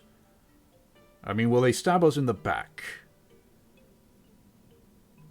Will your little lice friend tell the lice to speak up for him or something? Is that your concern? You can see at this point Barley gets, like, visibly frustrated. No. With all due respect, miss, no. These are not crew that I normally have, but the person who arranged for them is one that I trust. I assume that you're not a code follower. I know of your code, but no, I tend to follow the merchant's code. He's an outsider. And do you know what punishments are for breaking our laws? I briefed him on that. Yeah, like the regular stuff, or you could exile us, or based on what one of my crew members said, you could probably order a bunch of cannons to blow us up. She looks over at you, Mev. Who are you, then? Oh, come on, like you don't know who I am. The response just continues looking at you. Mevelir Gatlin of the Nymph's Needle. Oh, that last part clearly isn't true now, is it? This isn't the Nymph's Needle. I am still a nymph, no matter what ship I took to get here. Why are you I wanted here? to get home, I got myself home.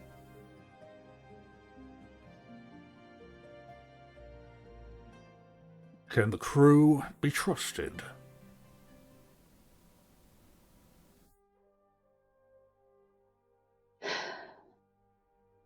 Some of them are kind. Some of them are vagabonds and thieves. All of them can keep their mouths shut.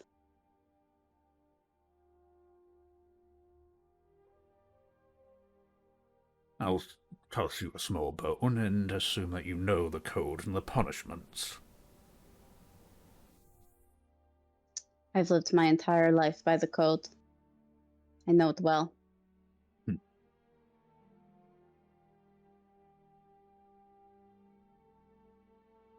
Interesting ship you got here. Is it? Showing sign of damage.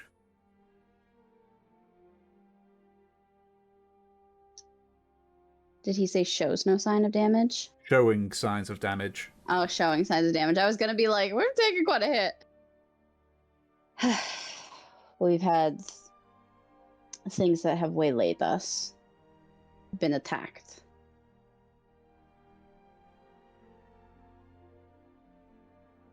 Taking it all in stride.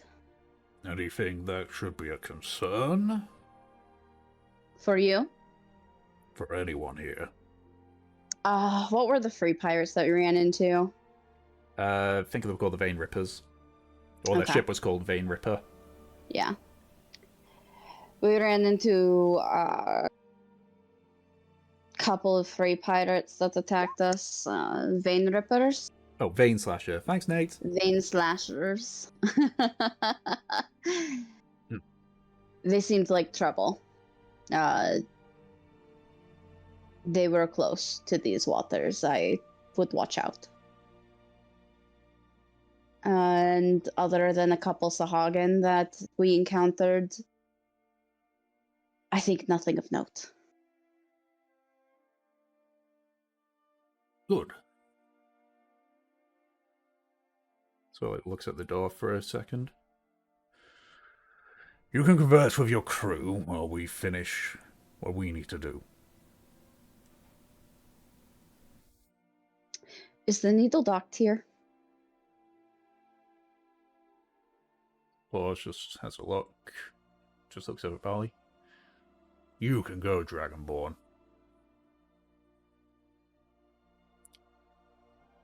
This just stands up and quickly vacates. She just sort of puts her ear against the door for a few seconds.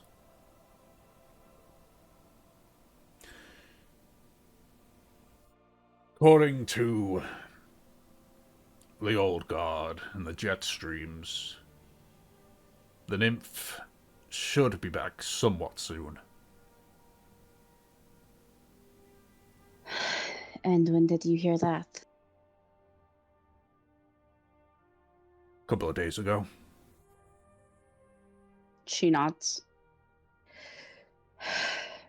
I won't say anything more. I'm literally only doing it because I know who you are. If you want the rest of the details, ask either of those two groups.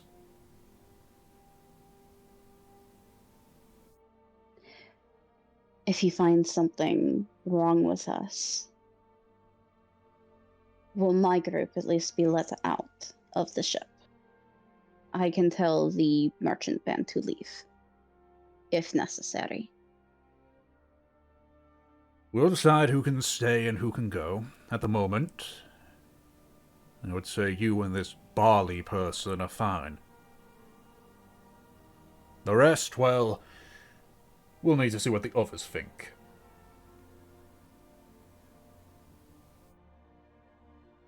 Of course. I'll let you do your job. She stands up. You both sort of leave. Yeah, so I guess the questions are asked to the rest of the crew, including Arjun, Havelock, and Kindling. I think Mev sticks close to Havelock, just in case.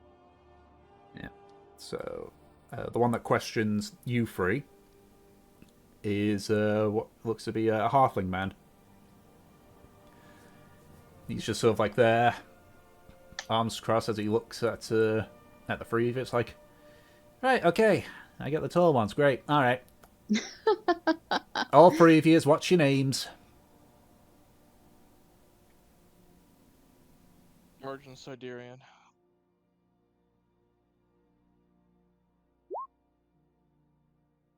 Just Kindling? No last name, no nothing? He sits up back, so you're being insensitive. I'm being thorough, buddy. Speaking of which, what's your name? Havelock Prothero of the Talaria.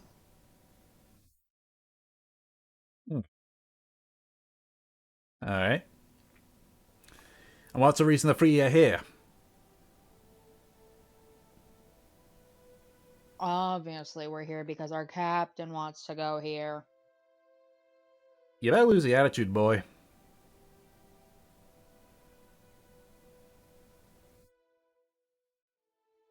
I was hired Whatever. by a the Talaria. He gestures to Havelock and also refers to who else is here. He says, as well as their captain, to provide them escort across the sea back to their home here in Moa. Alright, cool. Cool. Can you trust the crew? And your captains? Yes.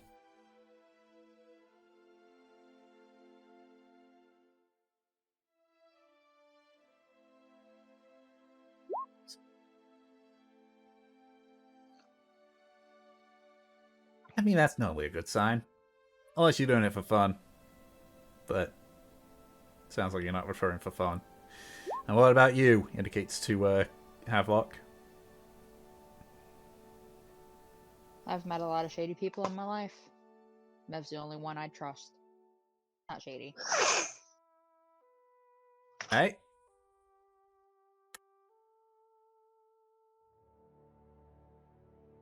You lot know what happens if you fuck up around here?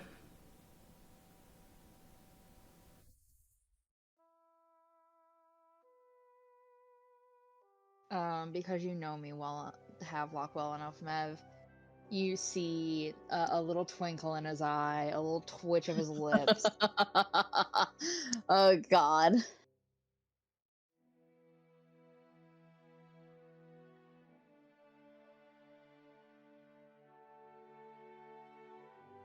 Does he say anything? No. No. I'm aware. Just sort of like looks right at you, Havelock, with a with a little smile.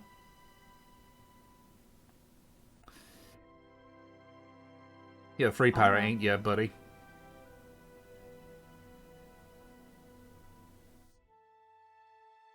No, I'm a code follower. I'm following Mev. I'm a part of the Talaria. Mev speaks up. He's undergoing rehabilitation. And that's why. They get a twinkle in their eye. I know that they're it's usually a sort of anti-authority kind of twinkle. I've seen that a few times from free pirates. Fine, fine. And you're vouching that he's good, yeah? That is correct. I am responsible for him. I'm straight, you are. Right. Seems like the rest of the dock masters show up. So, like, all gather around. Right. Shouldn't take too long. Heads back to the others where they speak in hushed tones. Mev hits Havelock's arm, whispers, "Are you trying to give them a hard time?" Listen, it's not my fault if he's not tall enough or fast enough to be able to do anything to me. It's his fault. Just try to keep the impishness to a reasonable level. Have I not? I've been good. You know what I mean.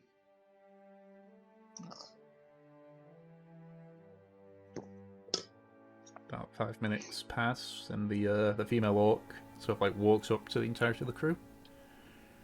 Right. I'm led to believe you have someone who is sick within your ship. That's correct. He's down below in the ward. By the powers invested as us as Dockmasters, we welcome you all to Mary Libere.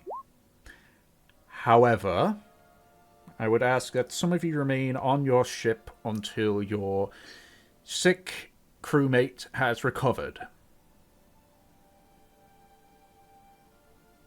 I'm led to believe that what he has is not contagious, but for our own peace of mind, he remains there. You can, of course, acquire medical supplies and bring them back, but until he recovers, he stays on the ship, and that's why I suggest some of you remain.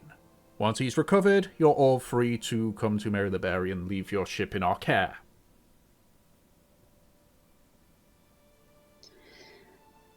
Mev looks around to just see if anyone disagrees with this, so she needs to fucking talk to people. There's a few sort of like whispers where it's like, you should say, no, I'm not fucking saying up. This is what this place is like. Can I do an intimidation and glare at everyone? Sure. Can I invoke scary dog privilege? Sure. 15. 18. Oh, 15. Yeah. I keep forgetting the exhaustion. Yeah. Everyone sort of like quietens up on that one. Mev looks to them all. You will all get a chance to explore the city. However, we will be making a schedule and taking shifts.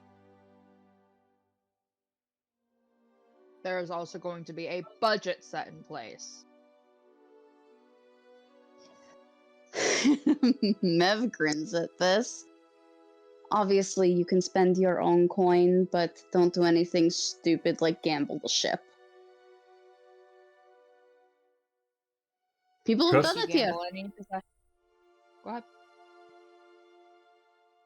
Oh, Mev's just like, people have done it here. You wouldn't be surprised. How Walk was gonna say, if you're gambling anything, gamble your own possessions. Don't do anything more than 2 silver at a time. Don't get swindled. She looks to the dock masters. Thank you for your welcome. Welcome back, Mevlag Hadlin.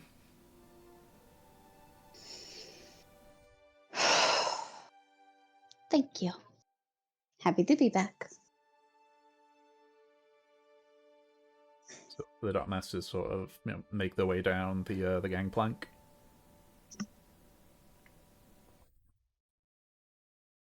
And you're left with the rest of the crew.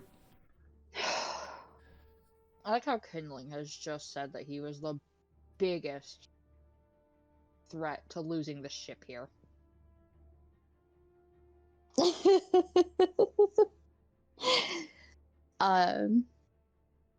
Yep, Mev looks to Bali.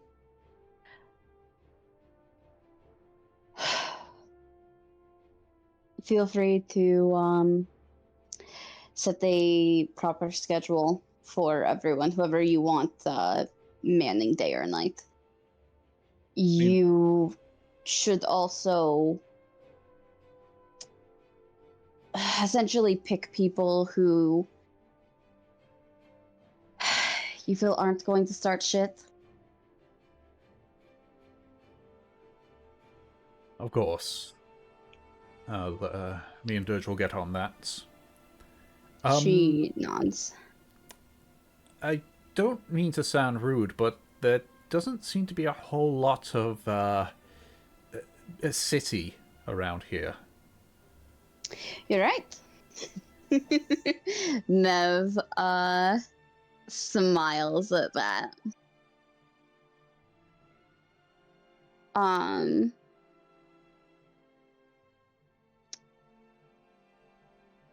I'm just looking through the dock real quick. For one, most of the city's fucking camouflaged. Mm-hmm. And is Salvation right in the city, or do we have to go a ways? It's a few miles out from the city. Yep. Mev gestures just kind of in the direction of where the city is. We're a couple miles out, and frankly, you probably won't see it until you're right up next to it. It's best to have a guide. I suppose that means So that we should... What Arjun said, yes. I would be happy to guide anyone, but first, she gestures over to the stabbed rat. I need to, check on a couple of things. Handle my affairs. Right. If that's the case, we'll get arrangements in place on who's going ashore for now. And they'll be waiting for you. Are we allowed to be in the docks now? We won't get in Yes. their way or anything. Okay, good. I will have those that are going into the city basically be waiting there for you. I'll come with the second group. I want to make sure that we get the crew schedule sorted. She nods. All right. She. Hold on. Okay.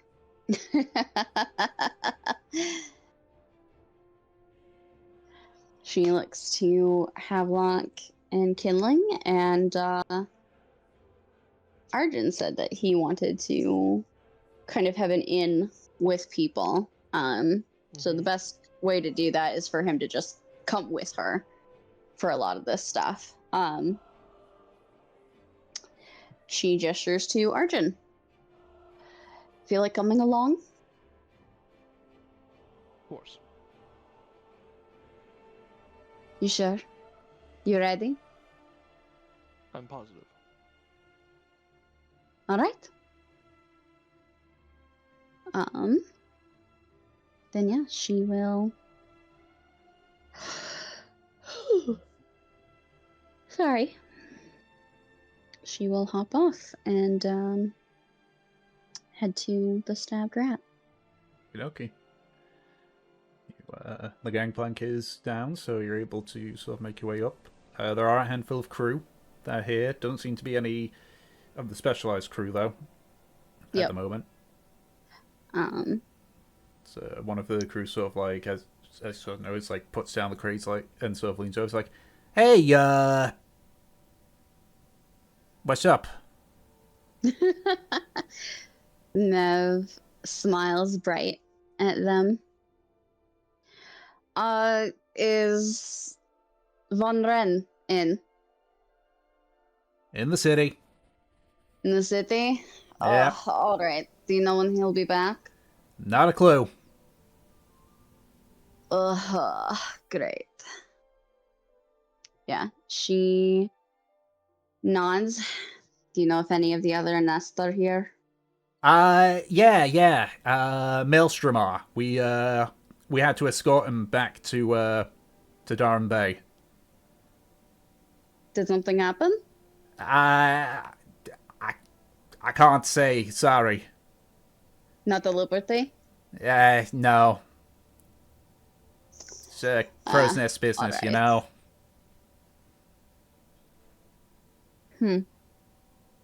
Yeah, Mev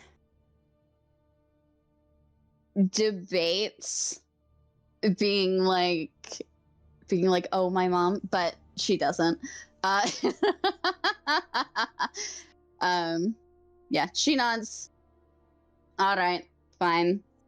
Does that mean that they're on their ship, or do I need to head into the city for them too? Into the city. All right, because I'm going a little early. Yeah. Thank you. No problem. If you see a captain, just let him know that we found another leak. Another leak. All right.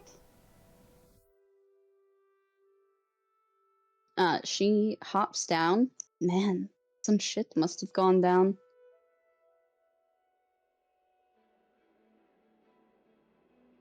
Wonder if they were attacked. Can I do a perception of the ship Sure. to see what their condition of their ship is in? Yeah. Perspep. Flat 0. 8. You notice that there is some damage on the masts. Not a substantial amount, but it's clear that that the ship has seen some combat recently. Which is interesting because you also have a quick look for any gun ports. Doesn't seem to be any. He looks a little confused by the ship, but after a second he just shakes his head and he looks over at Mev and he says, check out the mast. She looks over to the mast. What does she see? There is clear signs of projectiles that have clearly scraped across it. Yeah. You also notice like some of the furled sails that there just aren't any, as if they're being replaced. Mm-hmm. Okay.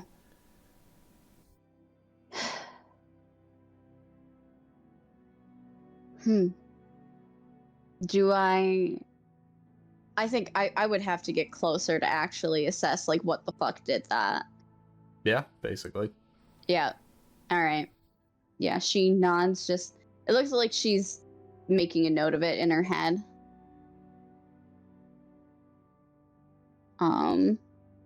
She will head back to whatever crew is gathering, but she'd like to, just check the old guard ship, too. The Maelstrom. So the Maelstrom is in Dharma Bay, which is further away, like by several miles.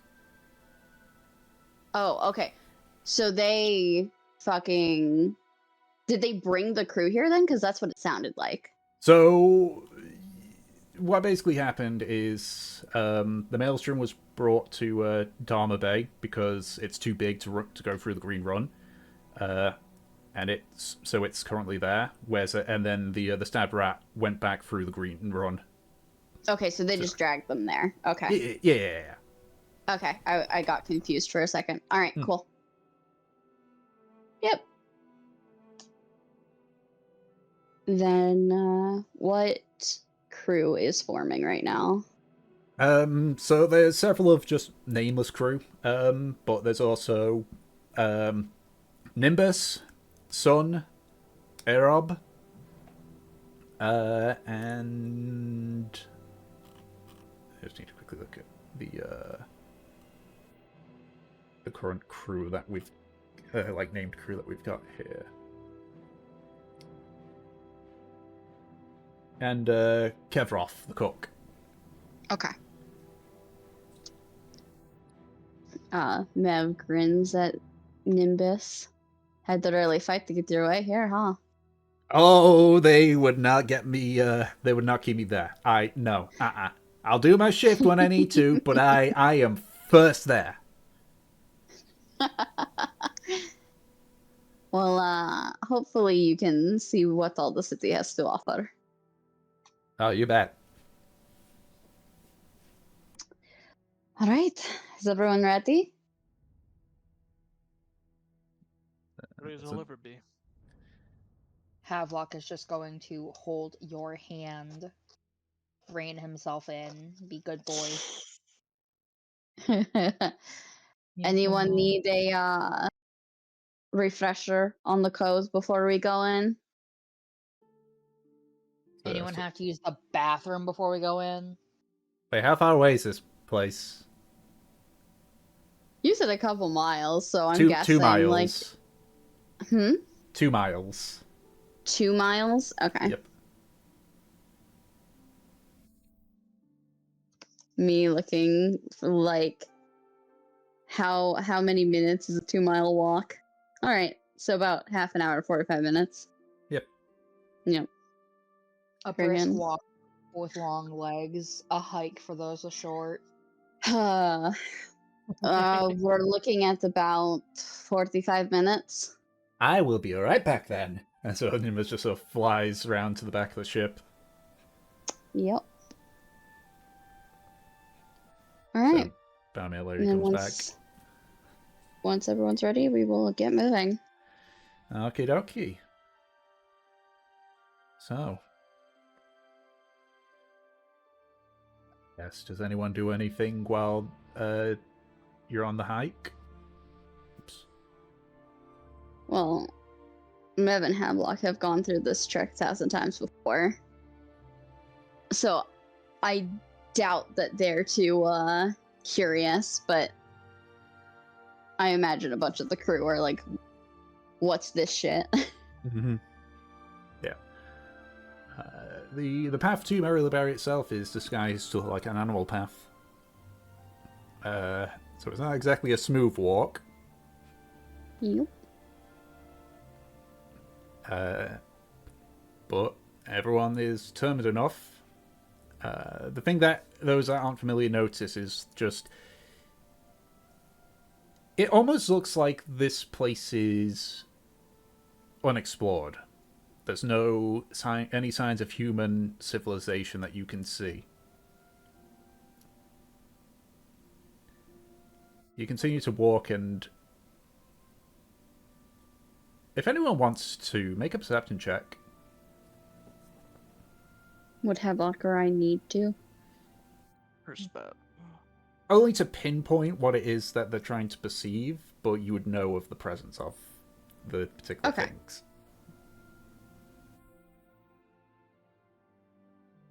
I would like to perceive, sir. Okie Okay, so I don't know what I've these been people rolling are good looking today. for. Rolling really good today. So, Arjun, one of the things that you notice is the occasional... You look at some of the trees and you have to do a double take, and then you sort of notice almost like a very thin sort of like slit where people might look through. Oh. Havelock, you spot them as well. These are essentially lookout posts for anything that comes through. I would like to give them a little wave as we go past. Okay. There is no response, as they are meant to... If there is anyone in there, they are not meant to reveal themselves. Yeah, I'm like side eyes, Havelock. Rich up. Come on, you're going to get them in trouble. I'm just trying to be friendly. You said be nice. I mean, don't give anyone grief. No one has died. There is no grief to be had. She rolls her eyes. Speaking of that potential risk, you do notice a few of them where it's like, it looks like a twig sticking out. On a double take, Blowgun. that's a musket sticking out. Oh, that's worse. It's worse than blowgun. Yeah. We've got guns here. Havelock has a gun. Yep. Just I remember still- that guns are still rare in other parts of the world. Still technically a stick. Thank you, Nate. Excuse you, Havelock has a olive branch. It's not a gun. Yep, He that's what we'll extends call it. out of kindness. It's not his fault you started bleeding.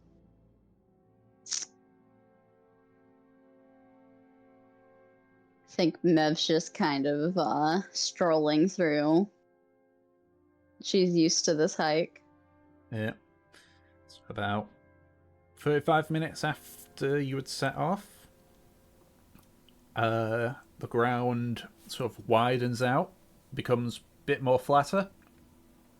And in an almost blink that and you miss it, as you go past a canopy of trees, the area widens out into a set of sort of like arched buildings, most not going any higher than 2 stories.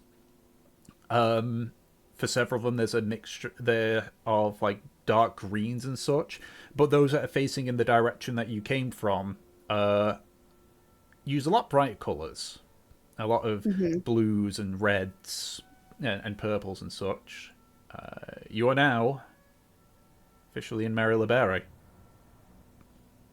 There's a somewhat quiet hustle and bustle of people.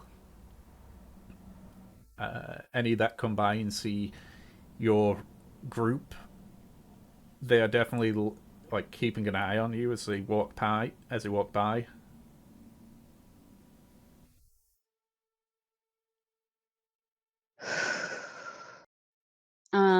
She looks to everyone. All right. I'm going to take you all to a tavern that I am familiar with. I expect you all to stay within that vicinity, or at least have your head on straight so that you can get back to it. You understand? If you explore the city and you get lost, it is your own fault. Alright, Captain. Aye, Captain. Aye, Captain. Oh, this is so cool. Viv has to kind of prevent like her mouth twitching into a smile. I've got my own business to attend to, so I'm going to be leaving you there, okay? I expect that you're all adults. You can handle yourself. Son just sort of like speaks over his spine. It's like, I know how to deal with unruly children. I'll make sure they behave themselves. Thank you, son, for volunteering. Yep, and she will... Let's see, which one is the, like, closest tavern?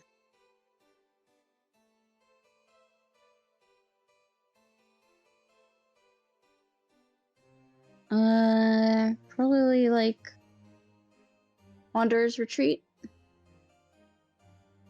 Yeah, that's the closest one to the entrance currently, yeah.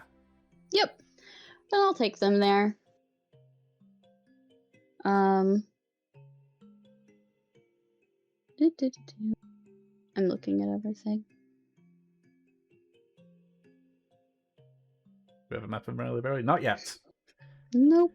That is what I will work on for next week.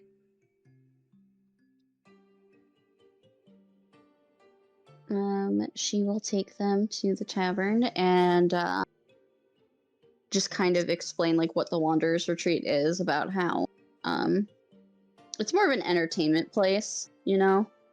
Mm-hmm. Doesn't have any beds. It's not like a proper inn. It's basically like a pub with music.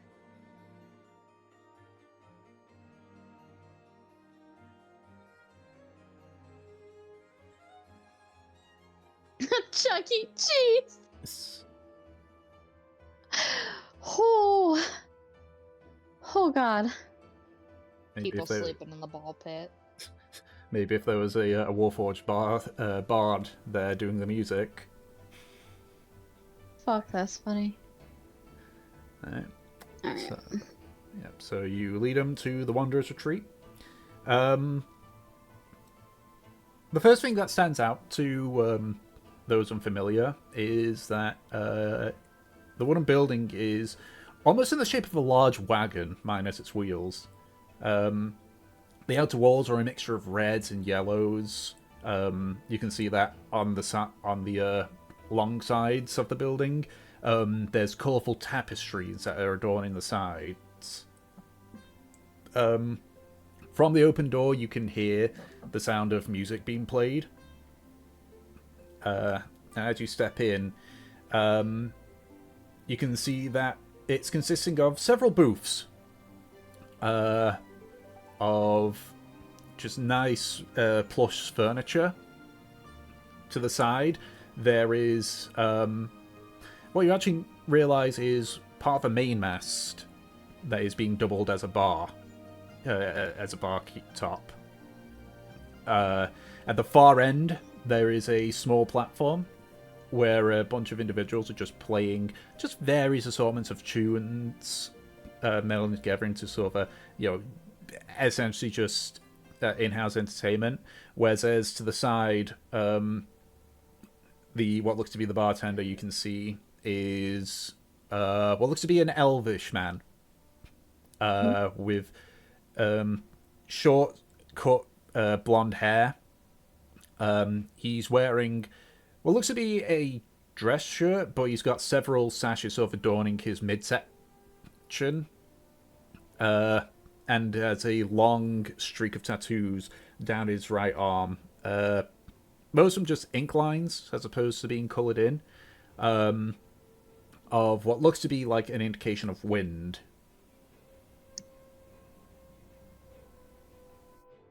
For Mev and Havelock, you recognise this individual as Zephyr.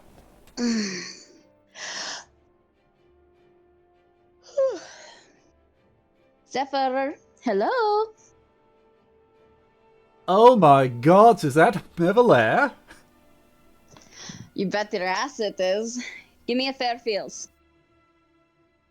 Right up, right up. So, begins to just sort of place some several herbs and spices. He fills in some rum into a shaker and just shakes it a little bit before pouring it out into a drink.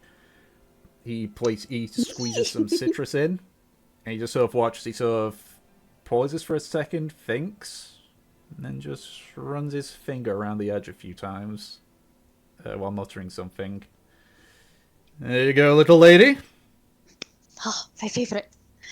She takes it, and while she usually like downs her drink, she will nurse this one. It's been a while. How have you been? You know, been being. Been being. No one's giving you shit.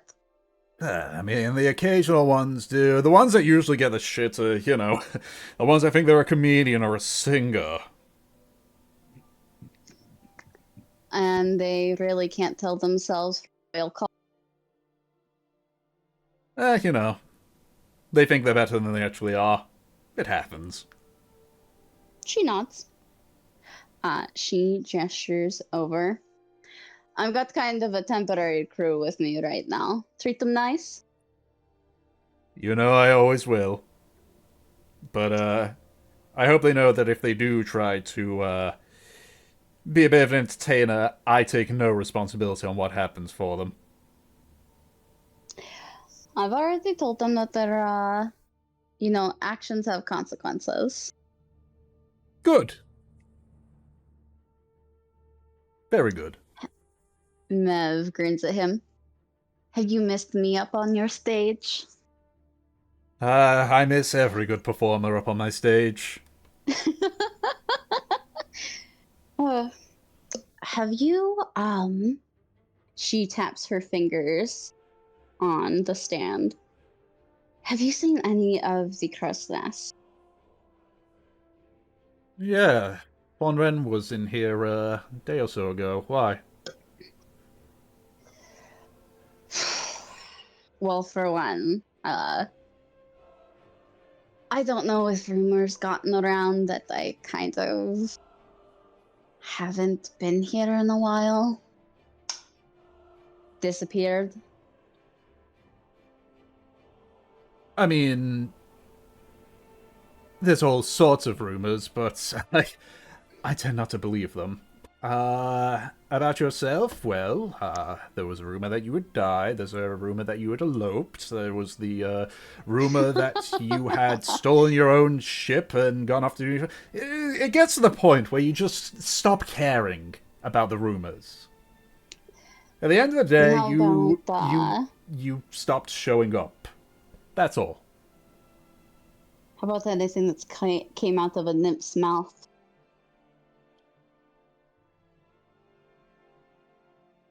Not...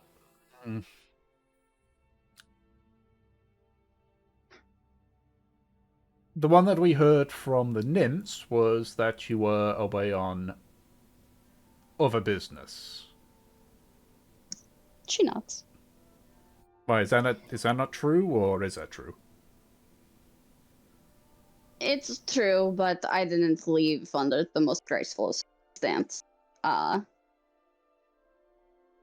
need to...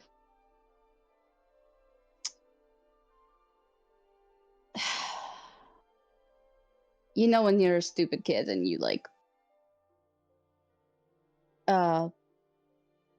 piss off your parents?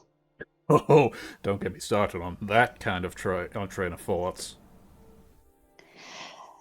I've got to make shit up to my mom. So, I'm looking for her.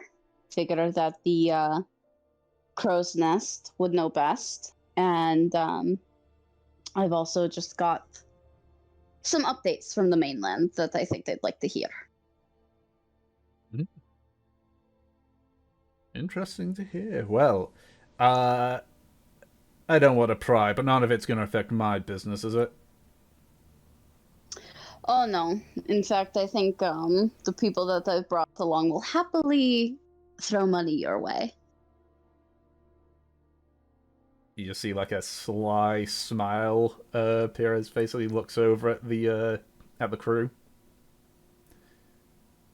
Well, that's very good indeed. Hmm. Drinks on the house. I'm going to get a lot more from your crew. Well, aren't you sweet? Thank you. Only when money's Is involved. only when money's involved. Is the Fairfields? Yeah, it's alcoholic. Yes. She will ask him to make a virgin one. All right.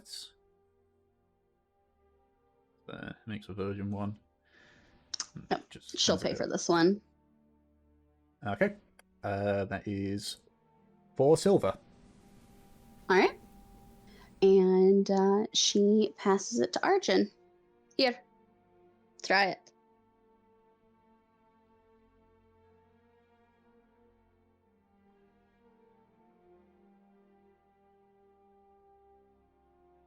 Arjun.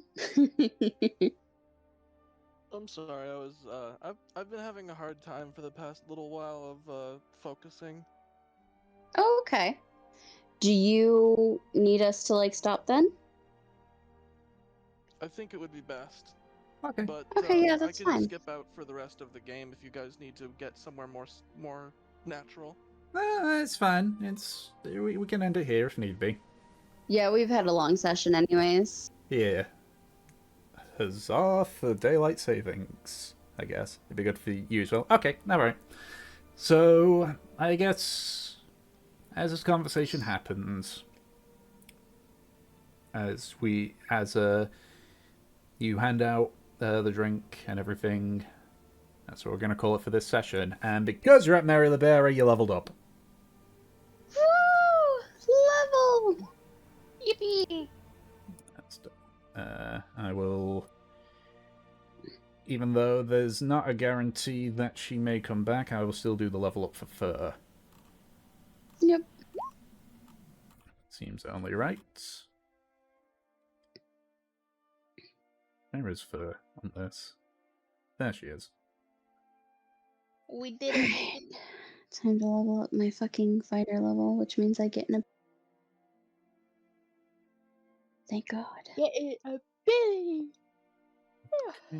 How does Fur do on health? Will Not Mev bad, not bad. ever become a little more dexterous? The answer is No, absolutely not. Oh, okay, that's okay. Didn't realize I was okay. Fur can speak to plants now. Nice. No, do I gamble? No kindling. You do not get to gamble.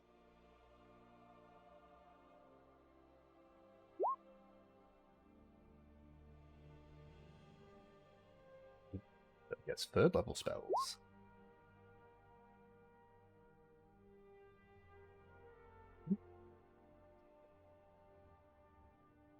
Fur gets.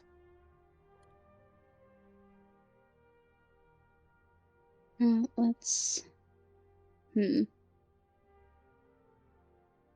I up my strength, or do I give myself Sentinel? Clearly get Sentinel, come on. Is it time for Sentinel?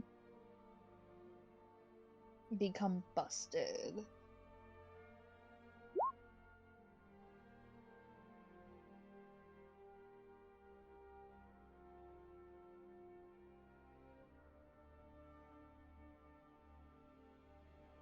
Sen-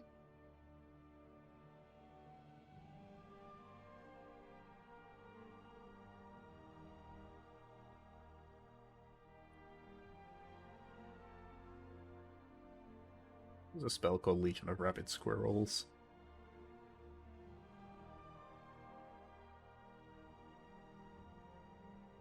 That's funny. Question about Brutal Critical.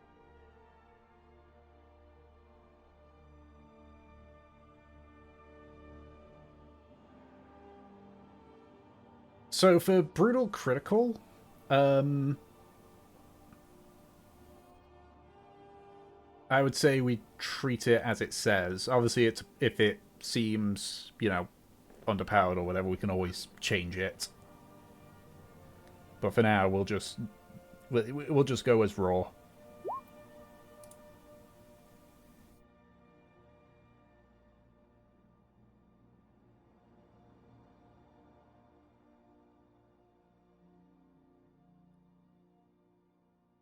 These spells sound really cool.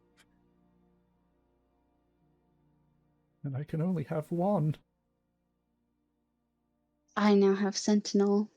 Oh boy. I can now abuse opportunity attacks in 2 different places. Yeah, I can cry now.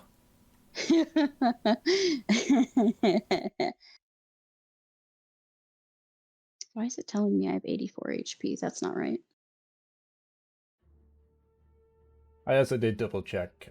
Brad is right. You can use the sneak attack on the turn. So yeah.